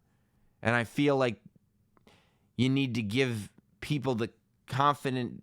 You need to cue fans to have the confidence in these guys by putting them on the pay-per-view that fans will be confident that they deserve to be on the pay-per-view. That's a little convoluted way of saying it, but it makes sense, I think, if you really think about it. 6-man tag, Joey Janela, who did not fight Enzo Amore at a Blink-182 concert in New Jersey in 2019, but almost did. Jimmy Havoc and Darby Allin. Now on that team, Jimmy Havoc is doing great, but I feel like Joey Janela in his match with Jon Moxley and Darby Allin in his match with Cody Rhodes, specifically in that coffin drop onto the apron, both got made at Fyter Fest. So at Fight for the Fallen, for them to be on the buy-in is a little confusing, but they'll be taking on Shawn Spears, MJF, and Sammy Guevara, who, again, MJF and Shawn Spears both got made at Fyter Fest as well. You know, Shawn Spears, this is the first time we're seeing him. So you have to believe that what we saw at Double or Nothing doesn't count. That was Shawn Spears getting eliminated from a battle royal by a man with no legs. You know, you have to imagine that that was a fluke. And the real Shawn Spears, the beginning of the Shawn Spears story in AEW is, you know, leveling Cody Rhodes with that chair. I think it led to a lot of curiosity in who Shawn Spears was and why he was and what he's doing here. So I would have thought that that match would happen on the main card. But then, who knows? Maybe we'll see Shawn Spears interfere in the main event of Fight for the Fallen. And MJF, too. You know, I feel like MJF is being built up as this sort of one of the top bad guys in the company. So I feel like all of these guys would really benefit tremendously from being on the main show. And then, of course, the main event, the match that was set up at All In, the Young Bucks versus Cody and Dustin Rhodes, which, you know, it's going to be great. It's going to bring the house down. So I have no doubt that that'll be a good show. And we will talk about it, everything that happens there next week. You got a pack card. Story number 1 this week. Extreme Rules goes down Saturday night on the award-winning WWE Network. It's Saturday night. Sunday night. Saturday night is Evolve. Sunday night is Extreme Rules. Now, I don't know what the deal is with the replays on Bleacher Report. I didn't really look at it because I watched Fyter Fest live. So I don't know if you can go on and get a replay. I wish I had checked out actually right before I signed on. I don't know if you can get a replay, but that's probably one way of figuring out if you're going to watch Evolve or Fight for the Fallen live. Obviously, on the WWE Network, stuff sticks around. But I would imagine there'll be a replay of Fight for the Fallen on Bleacher Report. I mean, right now in my head, my plan, if I were sitting at home, would be to watch Evolve live and then Fight for the Fallen right after. That would be my preference, but who knows if it's possible. But either way, Sunday night is for Extreme Rules. Extreme Rules Sunday. And we got a big card. We got 10 matches announced so far for Extreme Rules. I would imagine that at least one of them will be on the kickoff show, probably the Cruiserweight Championship, although I wouldn't mind seeing the Raw Tag Team Championship on the pre-show, just for this show. But the Raw Championship just announced, Revival versus the Usos. It's going to be great. I say Revival all the way. Last man standing, Braun Strowman versus Bobby Lashley. Look, dude, you know, you can be as cynical as you want about Braun Strowman, Bobby Lashley, WWE, Raw, whatever you want to do. But you know this is going to be a spectacle. You know that this is going to be an awesome match to watch. You know there's going to be something amazing happening. Things are going to get smashed. Whoever cannot answer that 10 count, there's going to be a huge reason why they can't. And I wouldn't be surprised if it's Braun Strowman who can't answer that 10 count. You got Ricochet versus AJ Styles in a singles match for the U.S. Championship. AJ Styles has found his way. I love that he's back to being paired with Gallows and Anderson. I love that the club is back. I love that AJ Styles has some edge to him. Either way, I think we're in good shape. If AJ Styles wins, it'll be fun to see the club with the United States Championship. If Ricochet wins, I think it'd be cool to see him have a moment where he beats AJ Styles. Probably my pick would be to have Ricochet win, have the club beat him down, and have a rematch happen at SummerSlam, because I don't see Ricochet versus AJ Styles ever being a match that you get tired of. Aleister Black's challenge has been answered. Cesaro is the man that answers the challenge. I think Cesaro is perfect. I read a couple people online going like, well, it'll be Bray Wyatt that answers Aleister Black's challenge. That's stupid. And I'll tell you why. When Bray Wyatt finally competes again in a WWE ring, he's got to win his match.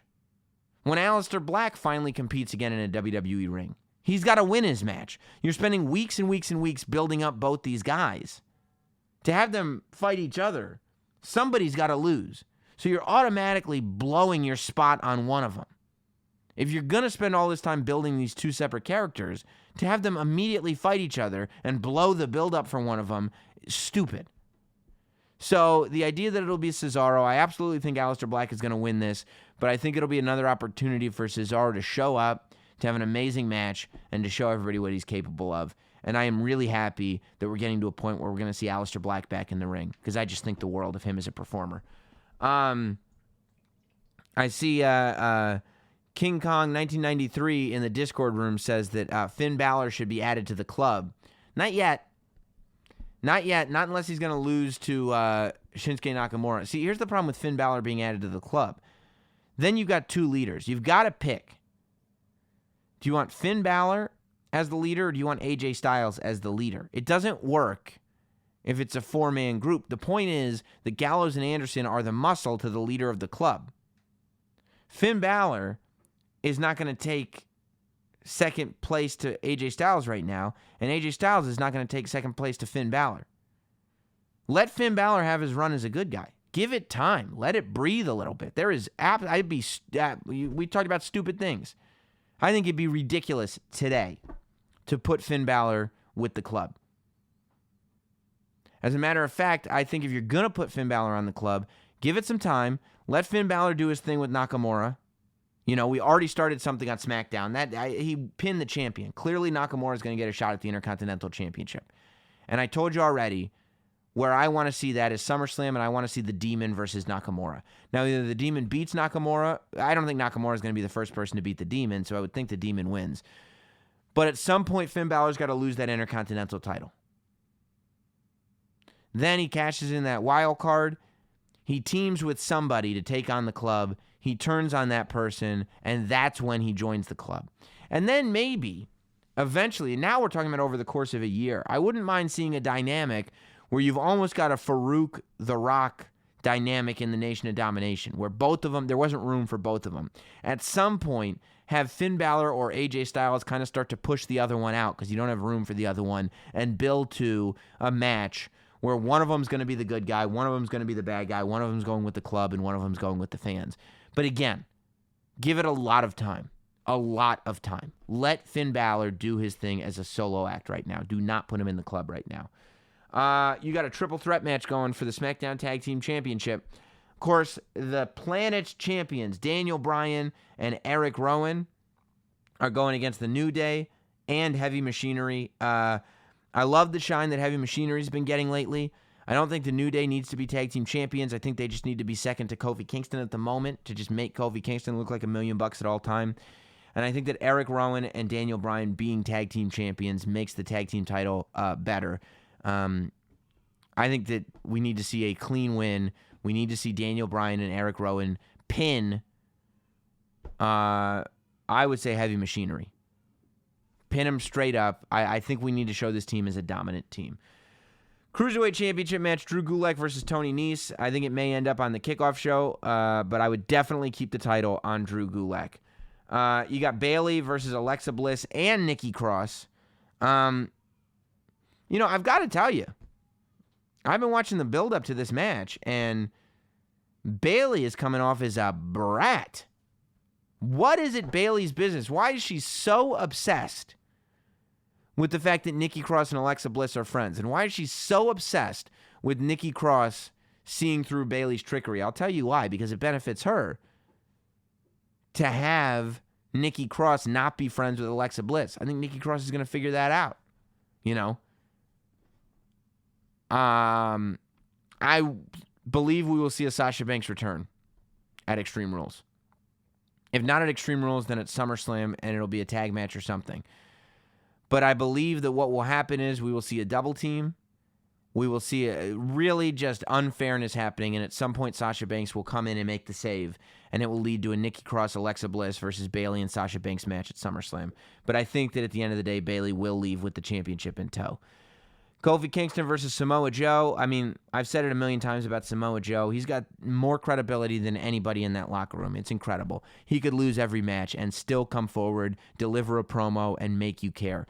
Kofi Kingston is leaving with the championship, but Samoa Joe is going to leave it all in the ring.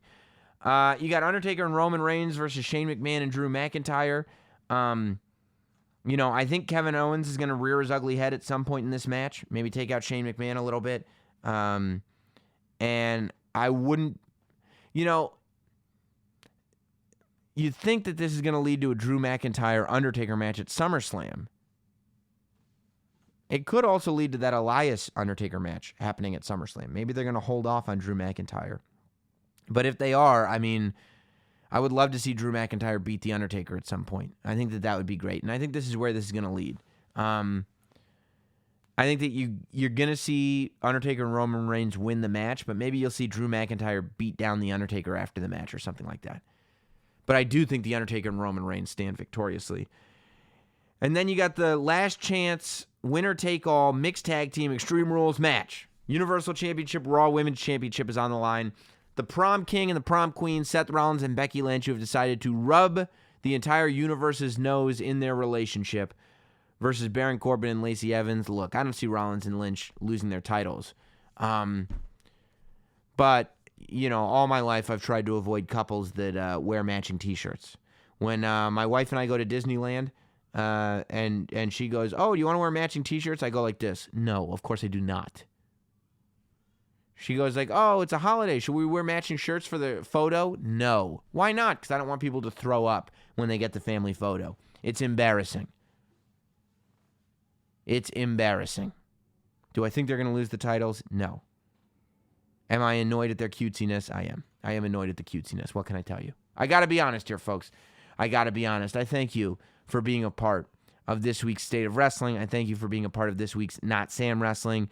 Don't forget to sign up on Patreon at patreon.com/NotSamWrestling for extra content all the time, videos, everything. And don't forget to tune into Extreme Rules to the Kickoff Show to see yours truly back in the saddle again, and grab Hulu and tune into Main Event this week. It'll drop today, Thursday.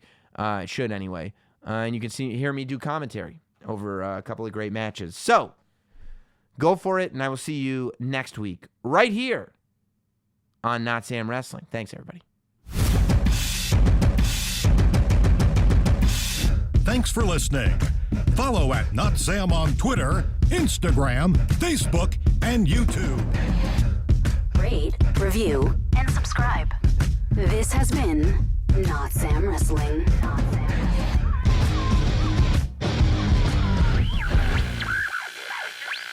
Hey, on the way out, thanks again to Blue Chew for sponsoring not only my bedroom, but this here podcast. Visit BlueChew.com and get your first shipment free when you use promo code ROBERTS, ROBERTS. Just pay $5 shipping. That's BLUChew.com, promo code ROBERTS. Try it for free. Goodbye, everybody.